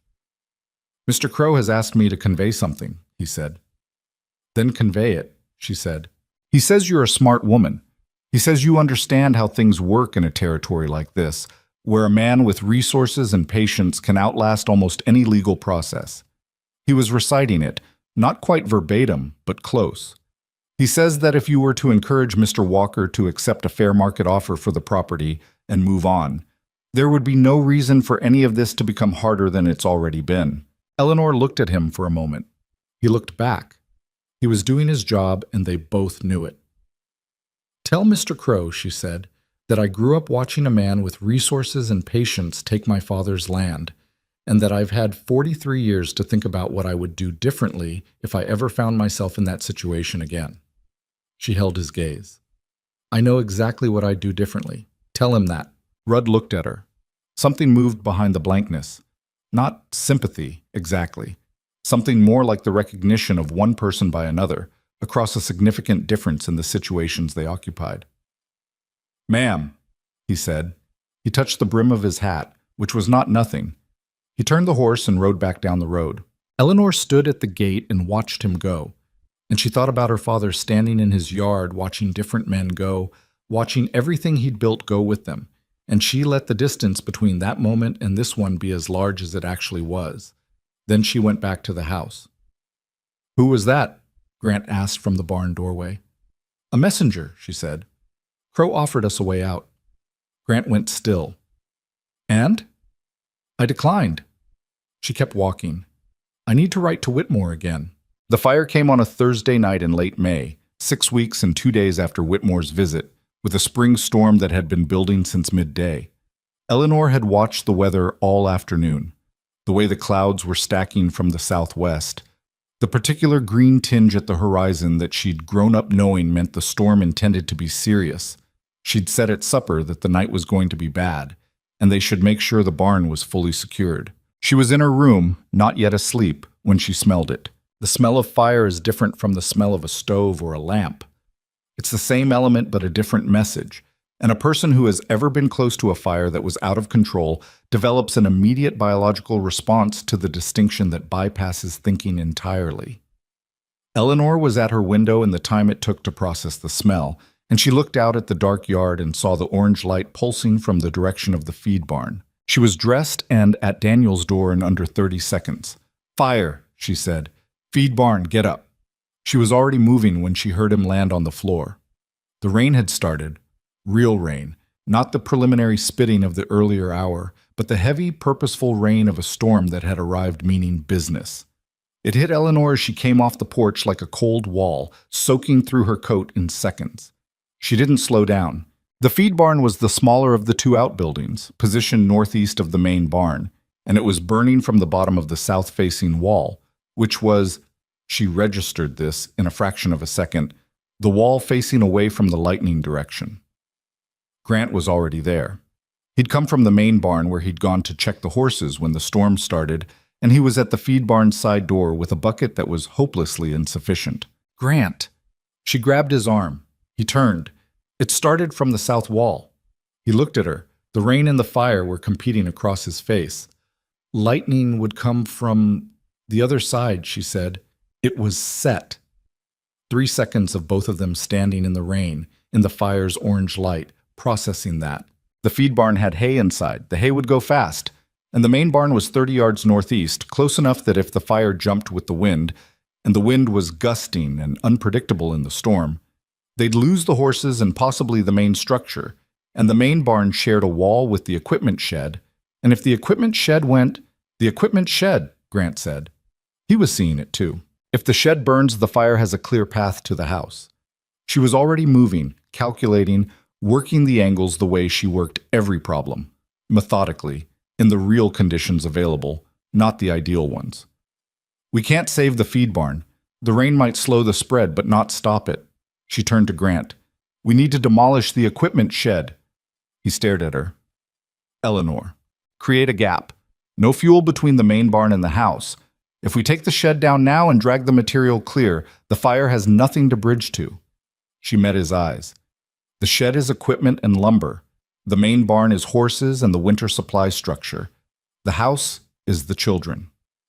The shed is $800 of, I know what it's worth. She was already walking toward it. "What's the house worth?" She heard him behind her, not arguing anymore, which was the only answer that mattered. Daniel appeared from the house with Thomas behind him, and Eleanor intercepted Thomas at the yard edge. "Take Clara," she said. "Both of you go to the McGuire farm. Do you know the way?" "Yes, but—" "Thomas, look at me." He did.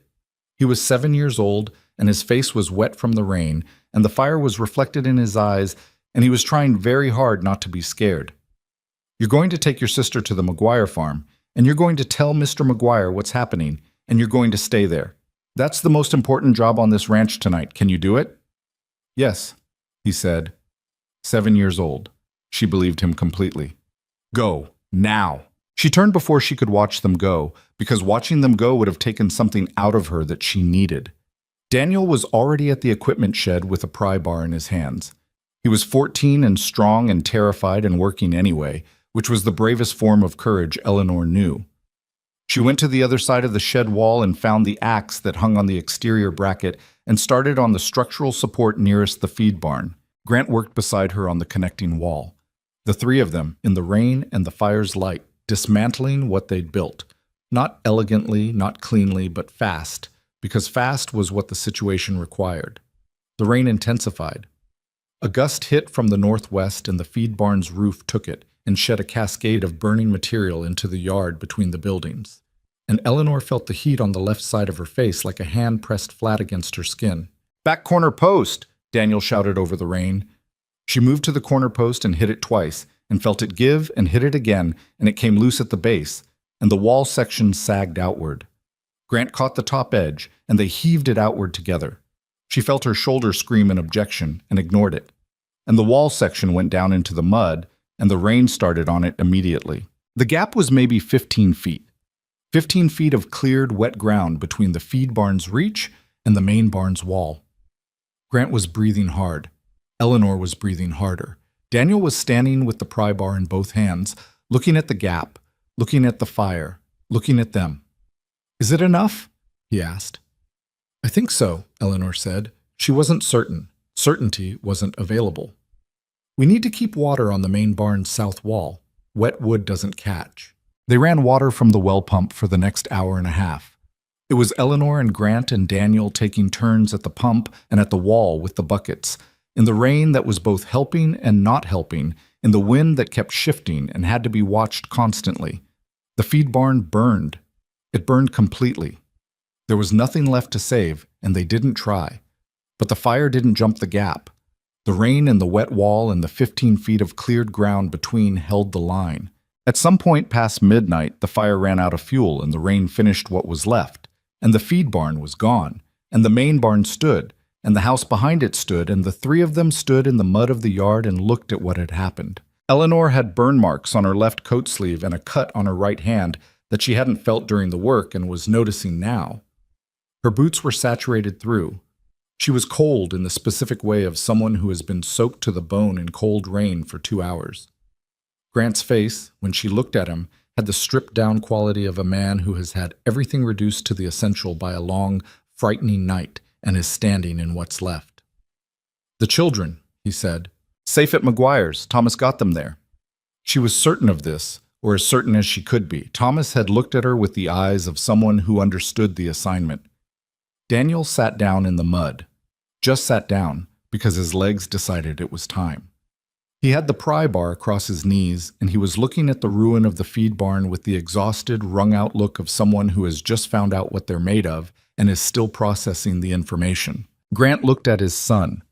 Something crossed his face that Eleanor looked away from because it was private.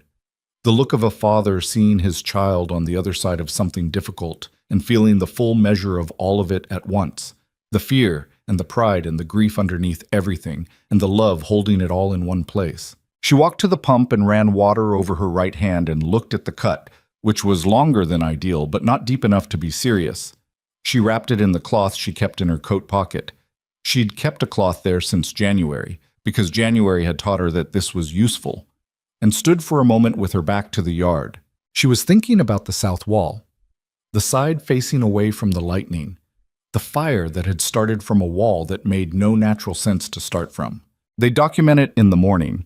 She'd bring Grant and Daniel back to look at the base of that wall in daylight, and she'd write down everything she saw, and it would go to Whitmore with everything else. And it would become one more piece of the record that was slowly, carefully, building into something that a territorial court would have to look at seriously. She turned back around. Grant was standing in the middle of the yard, in the rain that was finally lightening toward drizzle, and he was looking at her with an expression that she didn't have a name for. Not the rapid assessment of November, not the complicated grief and gratitude of December, something older and more specific than either of those things. The look of a man who has been standing next to someone through something genuinely terrible and has noticed, in the middle of all of it, who that person is. "Eleanor," he said. Her name in his voice had a different weight than it used to. She'd been noticing this for a while. "We should get inside," she said. "The temperature's dropping." "I know." He didn't move.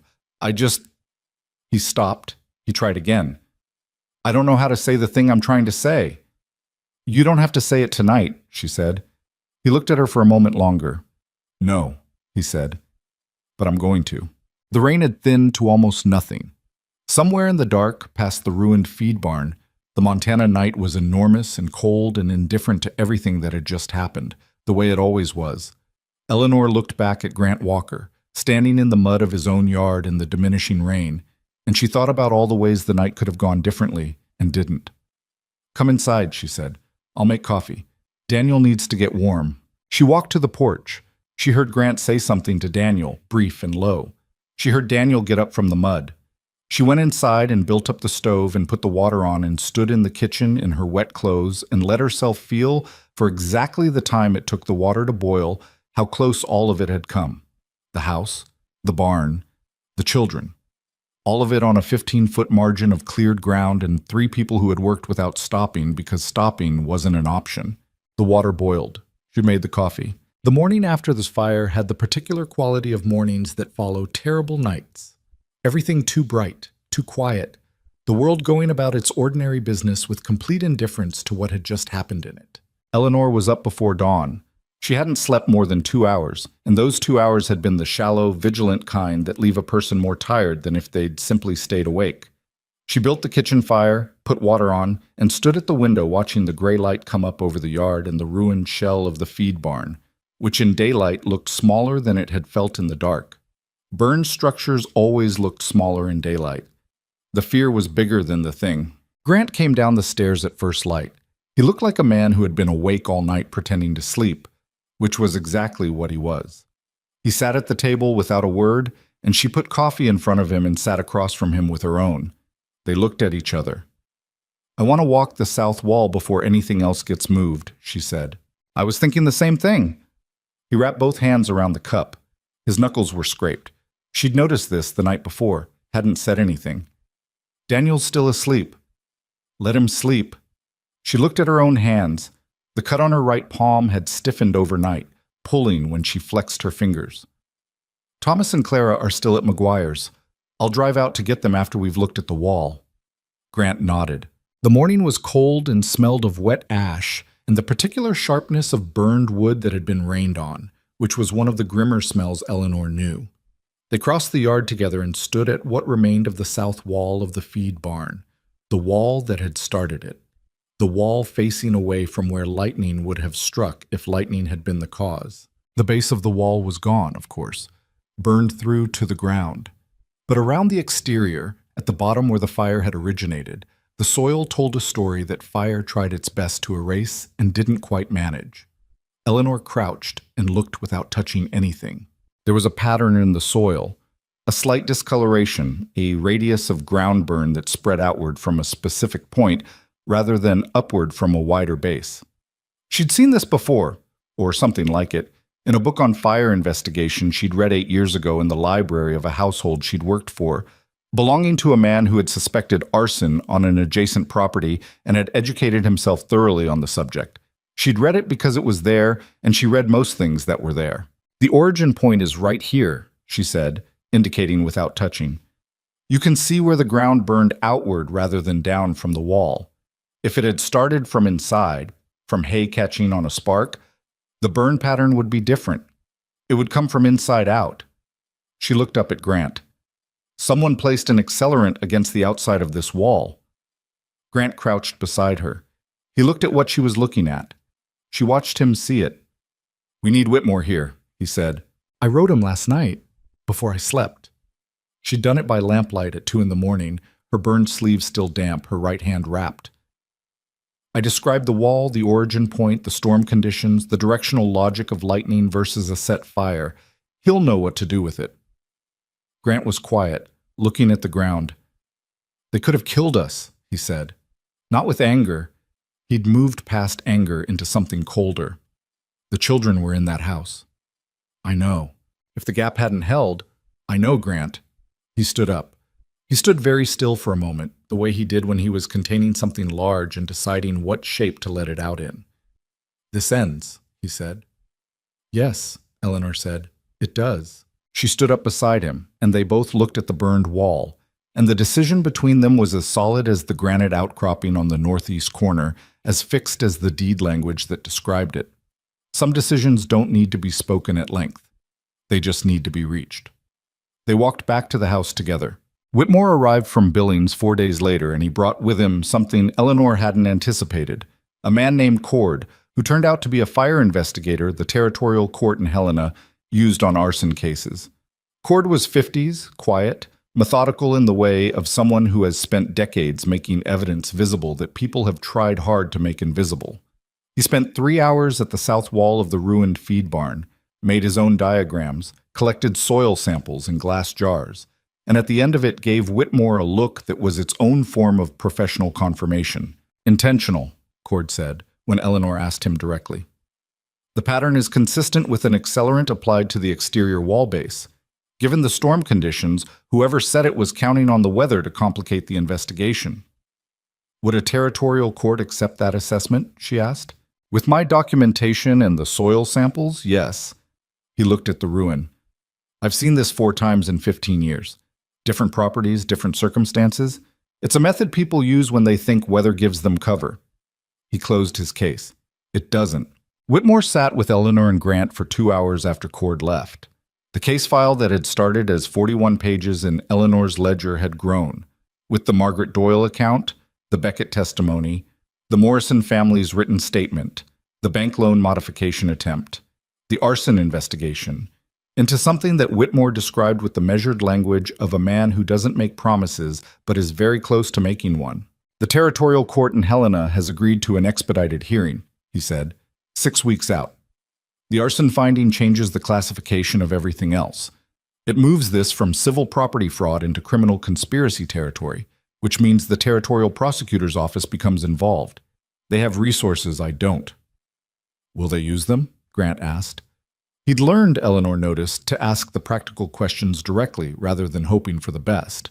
"The prosecutor assigned to this district is a man named Albright. He's been looking for a case that could stick to Crow for 2 years. Whitmore sorted his papers.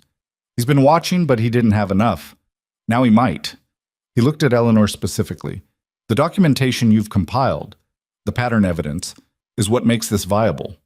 Without that, each incident is isolated and explicable. With it, the jury sees a design." "How long until Crow knows about the prosecutor's involvement?" Eleanor asked. "He probably already suspects. He has people at the county level." Whitmore's expression was flat and factual. "Which means the next few weeks are the most dangerous period.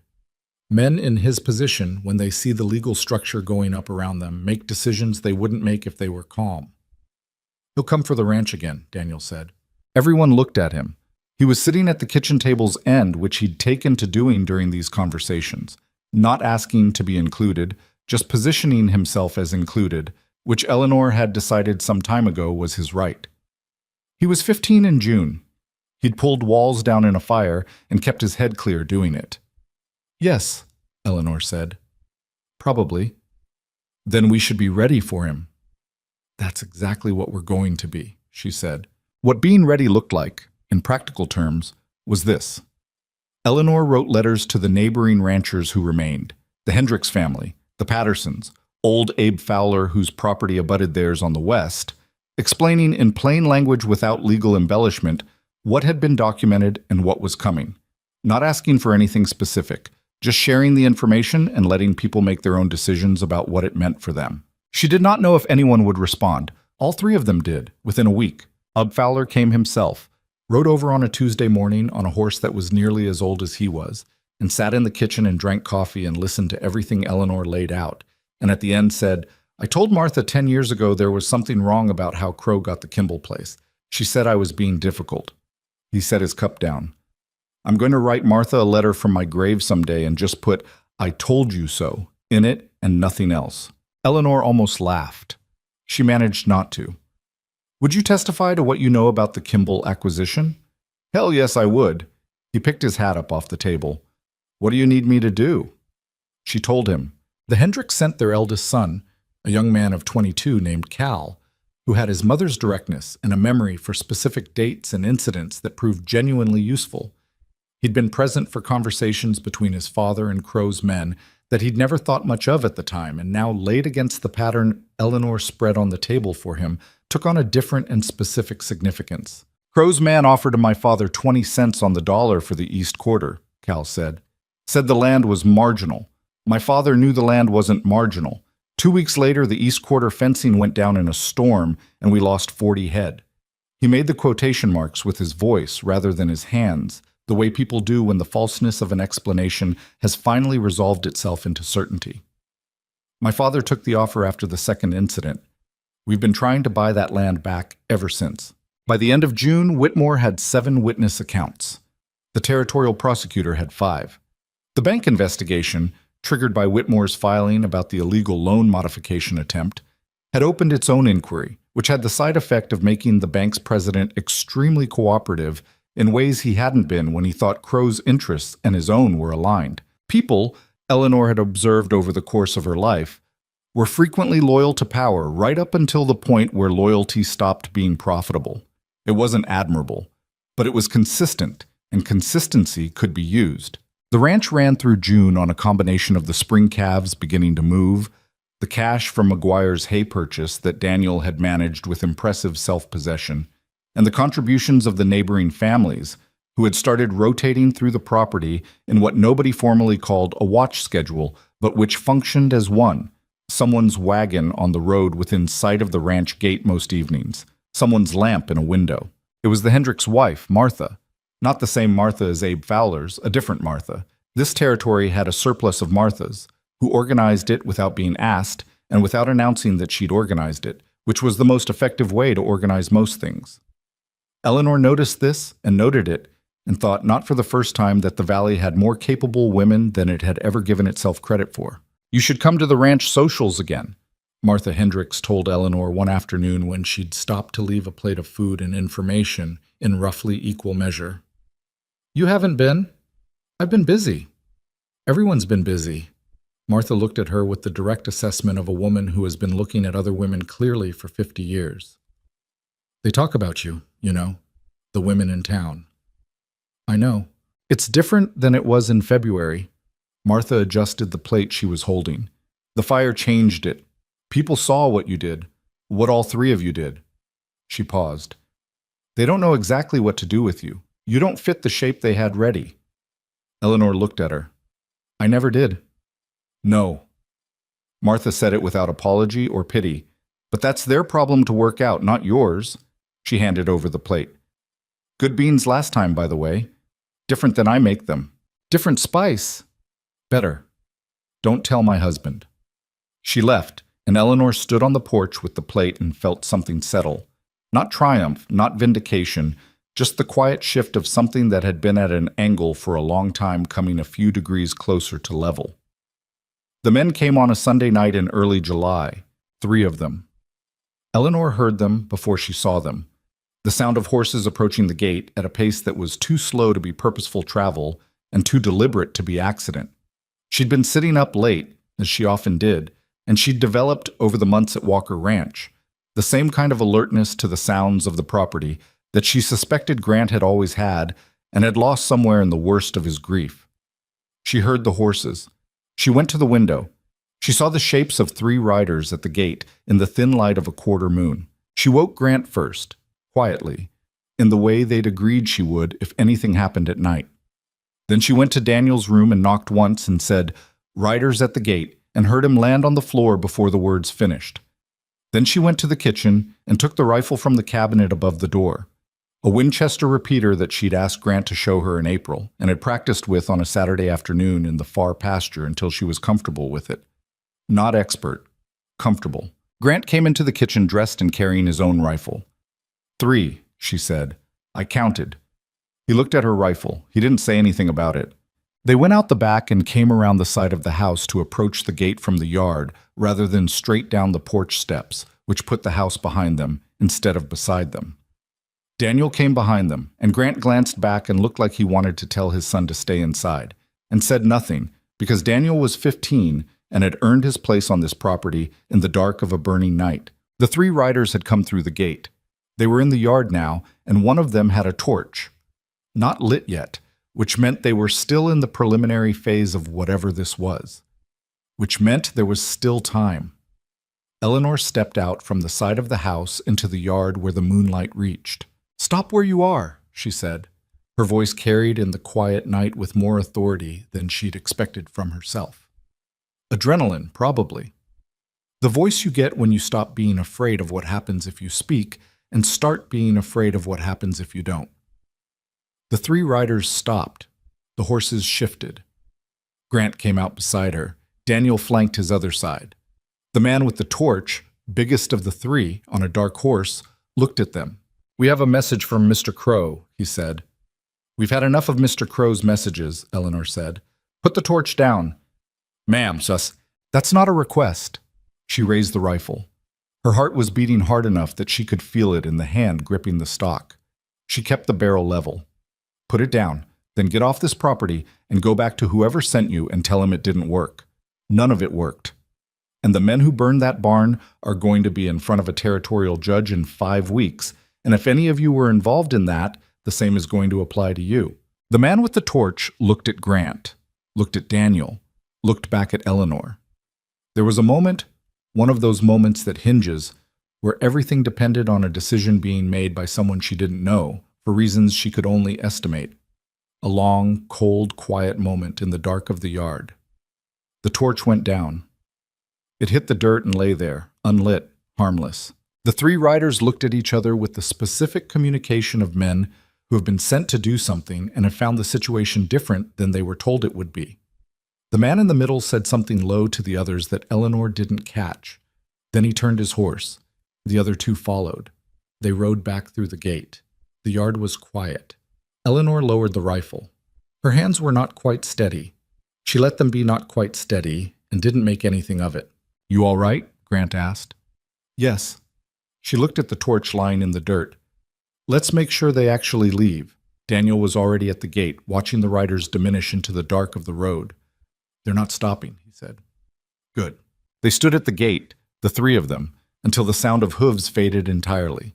The Montana night was immense around them. Stars, distance, the smell of summer grass, and somewhere the faint char of the ruined feed barn that the air still carried when the wind came from that direction. "We should document this tonight," Eleanor said, "while the details are clear." Eleanor. Grant's voice had the weight in it that she'd been hearing more often lately, the specific weight of someone carrying something they've been deciding whether to put down. She turned. He was looking at her in the moonlight with the expression she'd first seen the night of the fire. The stripped-down version of him that the crisis had produced and that hadn't fully returned behind its usual composure afterward. She'd noticed this, the way the fire had changed his face slightly, the way some of the careful management had come down and not fully gone back up. "After this is finished," he said, "when Whitmore's done and the court's done and all of it, I want to talk to you about something." "All right," she said. "Not tonight." "I know." She looked at him a moment longer. "Go check the barn. Make sure they didn't do anything before we came out." He went. She stayed at the gate for another minute, looking at the road, and then went inside to write down everything she'd seen. The torch went into her evidence log at 11:17 in the evening. Make, approximate length, the lack of ignition material present, the 3 riders' general descriptions, the direction of their departure. All of it, in her precise tight hand, dated and timed. Whitmore got the letter 3 days later. By the time the territorial court hearing opened in Helena on the 14th of August, the case file that went before the judge was 4 inches thick. The prosecutor's office had added 30 pages of financial investigation to Eleanor's original documentation. The arson investigator's report was in there. 7 witness accounts, including Margaret Doyle's, which she had given in a small courthouse office with her hands folded on the table and her voice steady in a way that Eleanor suspected had cost her something. Sterling Crow arrived at the courthouse with 2 attorneys and the expression of a man who is accustomed to courtrooms going his way because he's arranged for them to. Eleanor and Grant sat in the gallery. Daniel had stayed at the ranch with Thomas and Clara. He'd wanted to come, and Eleanor had told him honestly that someone responsible needed to be home, and had watched him process the compliment inside the responsibility and accept both. The hearing lasted 2.5 days. Eleanor had never been inside a territorial courtroom before. She'd expected it to be more dramatic, raised voices, theatrical confrontation, the kind of scene that her limited experience with courtrooms, absorbed from newspapers and secondhand accounts, had led her to anticipate. What it was, instead, was quieter and more methodical, and in some ways more devastating for being so. Evidence presented in sequence, witness accounts read into the record, numbers cross-referenced against records that Crow's own attorney had tried to exclude and failed, because Whitmore had built the foundation of each document's admissibility before anyone tried to pull them.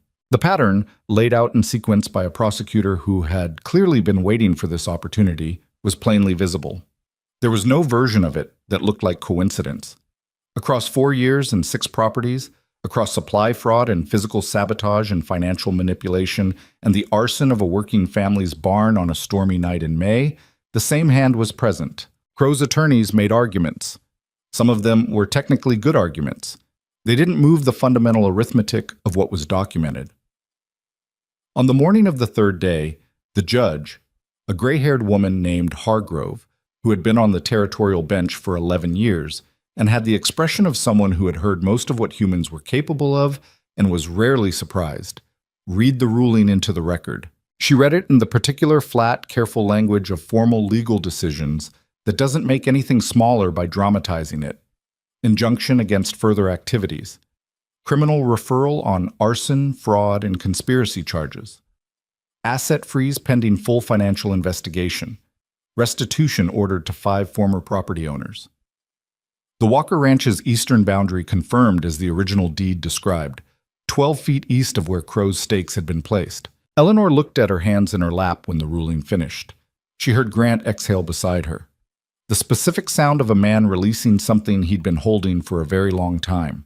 She kept looking at her hands. The cut on her right palm had healed to a thin scar. She'd stopped noticing it most of the time.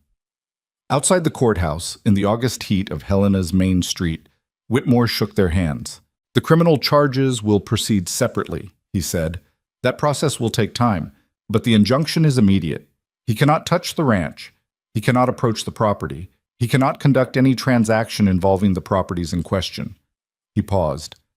"It's done, as much as these things are ever done." "The other families," Eleanor said. "The restitution. The process takes time, but it's ordered. Hargrove doesn't make orders she doesn't intend to enforce." He looked at them both. "You should go home." Grant looked at Eleanor. "Let's go home," she said. The drive back from Helena took most of a day, the wagon moving through summer brown Montana landscape that looked different than it had looked in February, in the way all things look different once you've been through enough with them. Less threatening. Not smaller, just familiar in a way that wasn't there before. They didn't talk much on the drive. They didn't need to. There was a quality to the silence between them that had changed over the course of the months. It had become a comfortable silence. Not an empty one. The silence of 2 people who have said enough important things that the quiet between is restful rather than uncertain. At one point, somewhere on the stretch of road between 2 long ridges, Grant said, "I should have believed you sooner, when you first showed me the ledger." "You believed me when you'd seen enough to be sure," she said. "That's not a character flaw. It costs time." "We had enough time." She looked at the road ahead. "We made it enough." He was quiet again. "What I said the other night," he said after a while, "about wanting to talk to you about something. You said after all this was finished, it's finished enough." He kept his eyes on the road. The horse moved at its steady pace, indifferent to human conversations and their difficulties. "I want you to stay." "I am staying," she said. "I mean—" He stopped. He was not, she had learned, a man comfortable with imprecision. He liked things the way she liked them, stated clearly with accurate measurements from the correct reference point. "I mean, I want you to stay as my wife, not as a housekeeper, not as an arrangement." He paused. "You don't have to answer now." "Grant." "I mean it. Take whatever time." "Grant." She waited until he looked at her. "I know what you mean. I've known what you meant for a while." He held her gaze. His hands on the reins were still. "And?" he said. She looked at the road ahead, the long Montana road with the mountains in the far distance and the afternoon light going gold across the grassland and the ranch somewhere ahead of them. Her kitchen and her ledger and the fence line she could walk in the dark by now without a lamp, and the 3 children who had taught themselves to expect her there and had stopped somewhere along the way, expecting her not to be. "Ask me properly," she said. "When we're home."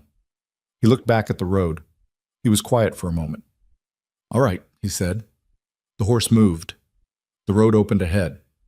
She didn't look at him, but she was aware of him beside her the way you're aware of something solid when you've been standing in uncertain ground for a long time.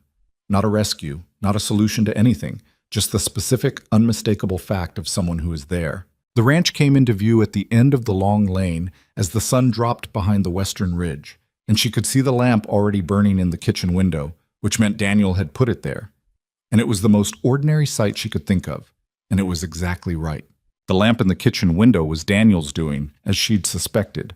He was at the stove when they came in, turning something in a skillet with the focused concentration of a person who has recently decided that cooking is a skill worth acquiring and has not yet made peace with the learning curve. Thomas was at the table doing arithmetic with the particular expression of a child performing arithmetic under protest. Clara was on the floor with her cloth rabbit and 3 other objects that had been recruited into some game whose rules existed entirely in her own imagination. The ordinary completeness of it stopped Eleanor in the doorway for a half second, just a half second, not long enough for anyone to notice. Then she hung up her coat and went to see what Daniel was burning. "It's not burning," he said, defensive. "It's close." She adjusted the pan's position on the stove without taking it from him. "Lower heat. You want it to cook, not punish." He moved it. "How'd it go?" "It went well." She got down a second pan and started on the rest of the meal. "Whitmore will write with the formal details, but the injunction's been issued." Thomas looked up from his arithmetic. "Does that mean Crow can't bother us anymore?" "It means he can't touch the property and can't conduct business involving the valley lands." She cracked eggs into the pan. "The criminal charges will take longer. Courts take time." "How much longer?" "Months. Possibly more." She looked at him. "But the immediate threat is gone. The ranch is protected."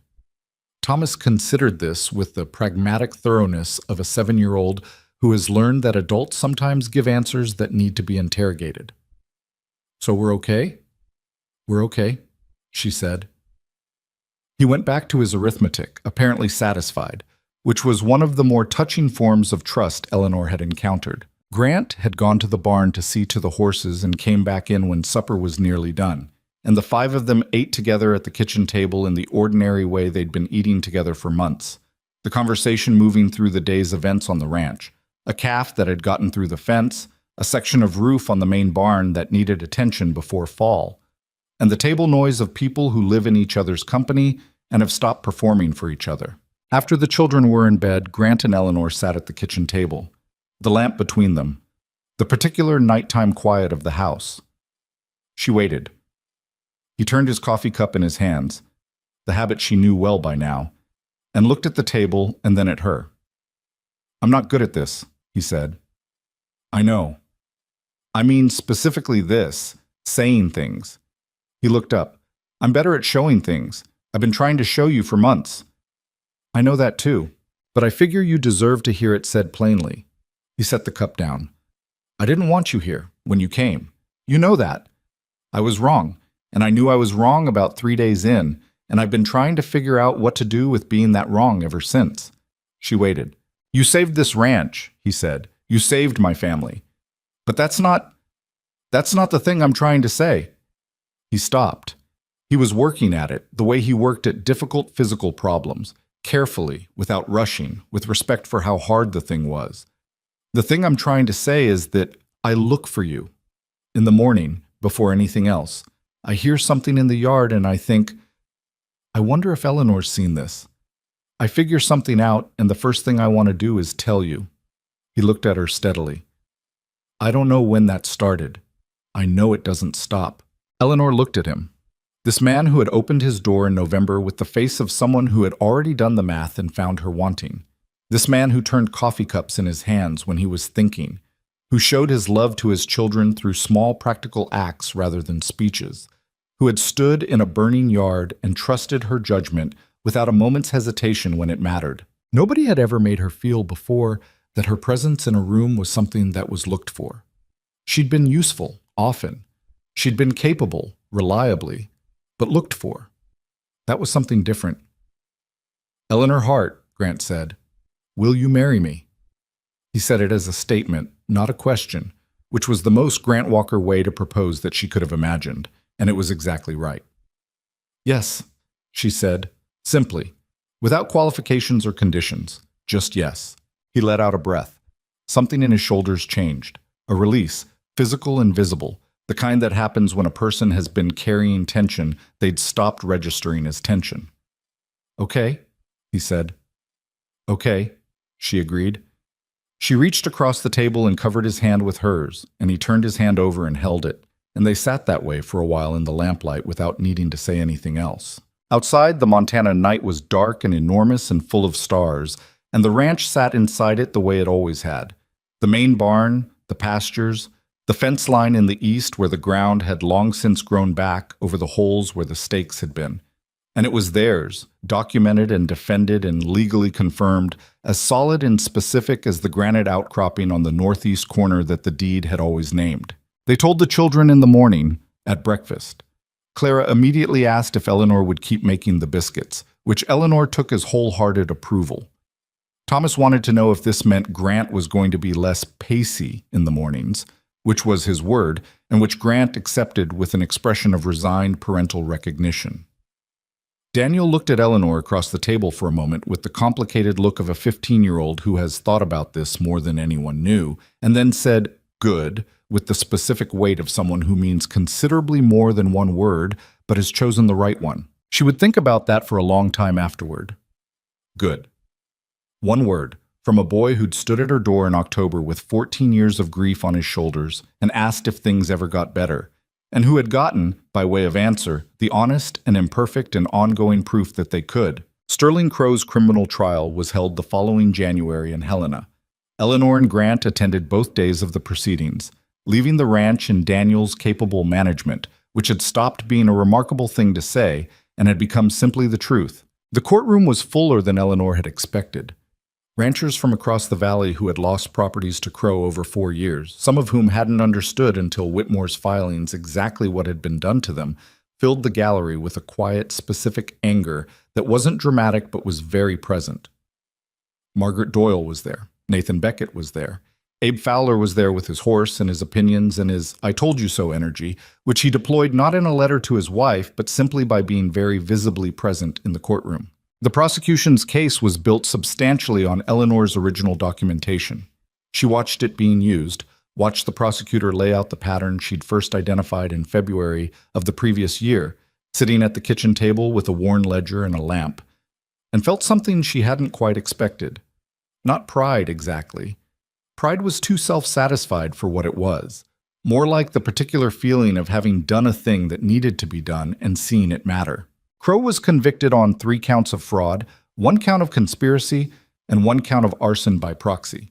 The arson investigation's evidence had been sufficient to link 2 of his men to the feed barn fire, and their testimony, once they understood the extent of what they were facing, had become extremely specific about who had given the orders. The sentence was significant. The judge in Helena was a different judge than Hargrove, but he had apparently read Hargrove's ruling with care and shared her view of what had been done across the valley over 4 years. When it was read out, Eleanor was looking at her hands in her lap, the thin scar across her right palm. She heard Grant beside her exhale again, the same sound he'd made in Helena in August. that specific exhale of something being finally set down. She looked up. Crow was being escorted out of the courtroom. He passed within 10 feet of the gallery, and he looked straight ahead with the expression of a man who has decided that dignity, at this point, is the only thing left worth maintaining. He didn't look at her. She hadn't expected him to. Men like Crow, who had spent years deciding what other people were worth, rarely looked at the people who proved them wrong. It would require updating too many things at once. Outside the courthouse afterward, in the January cold, Margaret Doyle came and stood beside Eleanor. "I have my mending money," Margaret said. "It's not enough to rebuild, but it's something." "The restitution order." "I know. Whitmore explained it." She was quiet for a moment. "Do you think I'll see any of it?" Eleanor considered the question honestly, the way she always tried to. "Some of it. The process takes time, and what Crow has is tied up in the investigation. But Whitmore is persistent, and the order is court-issued." She looked at the older woman. "Don't plan around it, but don't stop expecting it either." Margaret nodded. She was looking at the courthouse steps where Crow had come out, already empty now. 8 years, she said. "I built that property in 8 years." "I know." "He took it in 18 months." "I know that too." Margaret turned to look at her. "How do you not hate him?" Eleanor thought about that honestly, standing in the cold outside a Helena courthouse. She thought about her father in his yard watching the bankmen take the only thing he'd ever built. She thought about the years between Kansas and Montana. All the houses she'd kept that weren't hers. All the children she'd tended who went on to belong to other people's futures. She thought about a November evening when a man had looked at her like a mistake and she'd gone and lit his stove anyway. "I spent a lot of years being angry at the version of Sterling Crow that took my father's farm," she said finally. "Different name. Same man. I was angry at him for a long time, and it cost me things that were worth more than the anger." She looked at the steps. "I'd rather spend my energy on what I'm building than on what he destroyed. He's in a cell. I have a ranch and a family and a ledger with 41 pages in it that I'm rather proud of." She paused. "The anger doesn't add anything to that." Margaret was quiet. "You make it sound simple," she said. "It isn't," Eleanor said. "I still get angry. I just don't give it the chair at the head of the table." Margaret almost smiled. It didn't quite form, but it was close, and it was real. The restitution process took 14 months. It was slow and complicated and required more of Whitmore's time than any of them had optimistically projected, and it was not complete. Some of what Crow had taken was too thoroughly dispersed to be fully recovered. But it was more than nothing, which is the bar that matters when nothing is what people had resigned themselves to. Margaret Doyle's share was enough to lease a small property on the valley's south road. She sent Eleanor a letter about it. Not a long letter, just a page, in handwriting that was slightly unsteady in the way of someone writing something they'd thought about saying for a long time. She said the property had a kitchen with a south-facing window, and she'd planted a kitchen garden already, and the soil was decent. She said she thought she might try again with the west pasture in spring if the lease allowed. She said thank you, which she'd apparently been trying to figure out how to say for a year, and had finally decided the direct version was the right one. Eleanor read it twice and put it in the back of the ledger. The ledger had accumulated more pages by then. She'd kept up the documentation habit because the habit was useful, not for Crow, who was no longer a relevant variable in their lives, but because good records kept a ranch honest about itself. Where the money went, where the time went, what was working and what was pretending to work and what needed to change. She'd extended it into a full accounting system, which Whitmore had suggested as a professional habit and which Grant had accepted as straightforwardly useful once he saw what it did for the quarterly projections. The ranch, by the second summer, was running better than it had in years, not better than it had ever run. Eleanor was not a person given to superlatives, and the truth was she didn't know what the ranch's best years had been. She'd arrived at its worst ones, but better in a way that was visible in specific, measurable terms. Calves healthy. Feed stores ahead of schedule. The equipment shed had been rebuilt in October, better than the original, with lumber they'd sourced themselves from a mill 2 valleys over that Daniel had negotiated with at 16, with a precision that had made the mill owner visibly reassess the conversation he'd thought he was having. Grant had let Daniel negotiate without intervening, which was one of the better parenting decisions Eleanor had watched him make. Afterward, driving home, Daniel had been quiet for a while and then said, "He was going to give us the worst lumber until I showed him the survey of the load." "I know," Grant said. "You knew before we went in?" "I suspected." "Why didn't you say anything?" "Because you needed to figure it out, not me." Grant had kept his eyes on the road. "You figured it out." Daniel had been quiet the rest of the drive, processing something. Eleanor had been in the wagon bed with Thomas and Clara, and she'd heard all of it and said nothing, because nothing needed saying. Thomas turned 8 in the spring and declared that he wanted to be a veterinarian, inspired by his own memories of Eleanor's treatment of Clara's cough, and his subsequent investigation into what else could be treated with kitchen remedies, and whether there was a profession that systematized this. Eleanor had found him a book on animal medicine at the Helena bookshop on her next trip, and he'd read it 3 times, asking questions about the parts he didn't understand, which she answered when she knew the answer and said plainly when she didn't. "You don't know everything," he observed one afternoon, not as a criticism, just as a data point. "Nobody does," she said. "You know more than most people." "That's not the same as everything."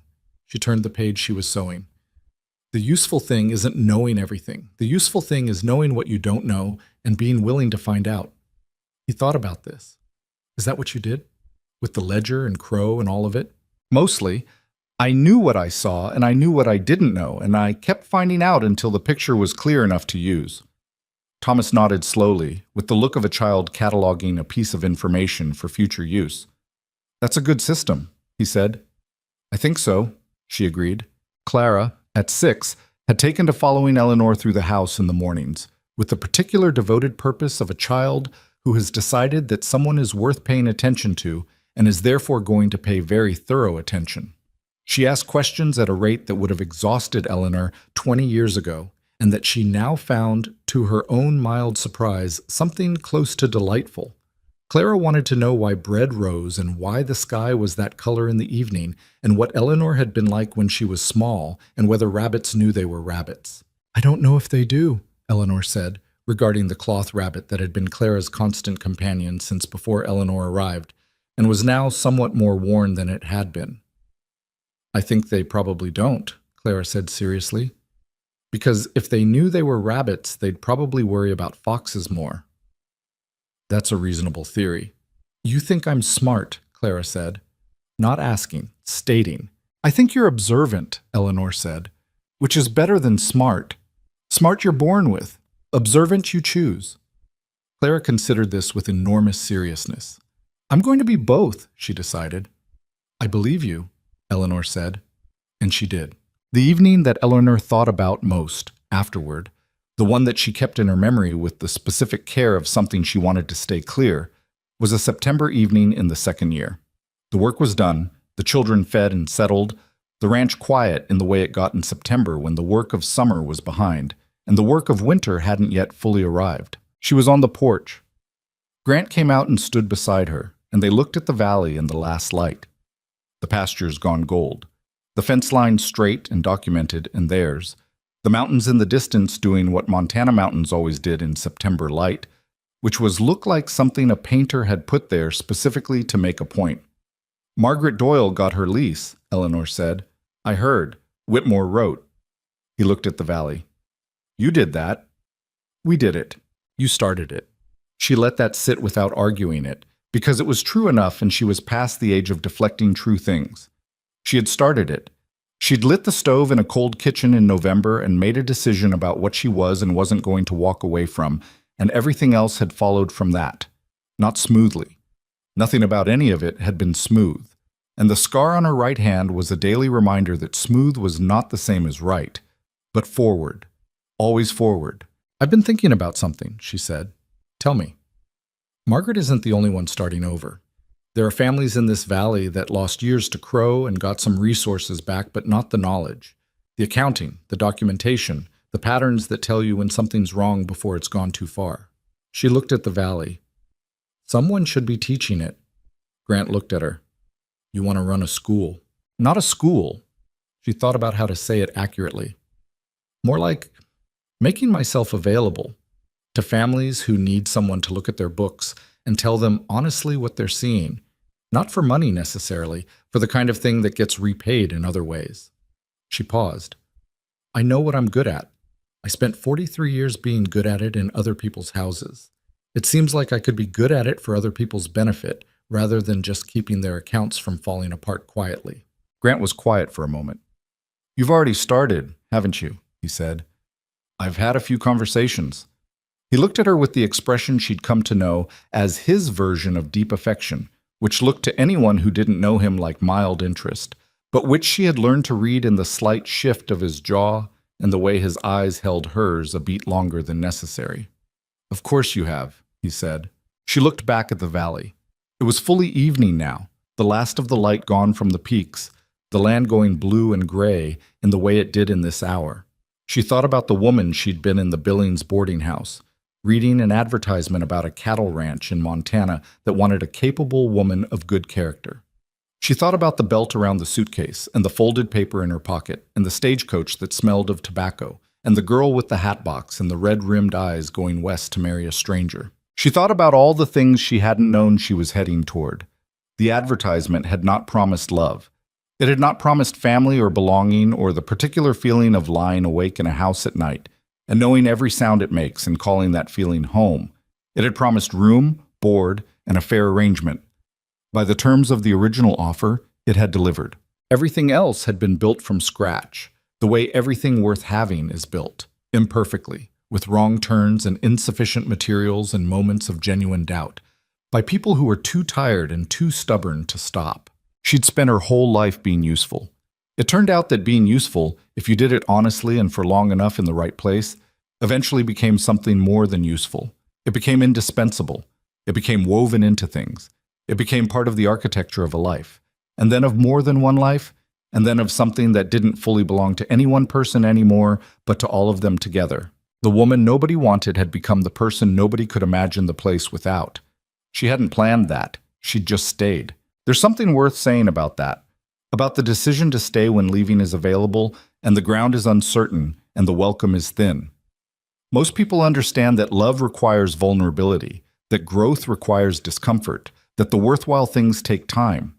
But the specific version of it that Eleanor had lived, the choice to commit fully to something before you knew if it would commit back, to make yourself useful before anyone had asked, to look clearly at a difficult situation and decide that your presence mattered before anyone had confirmed that it did, that version gets talked about less. It requires believing, in the absence of evidence, that your effort is worth making, that you are worth the space you take up in a difficult moment, that capable and good character are enough if you keep showing up.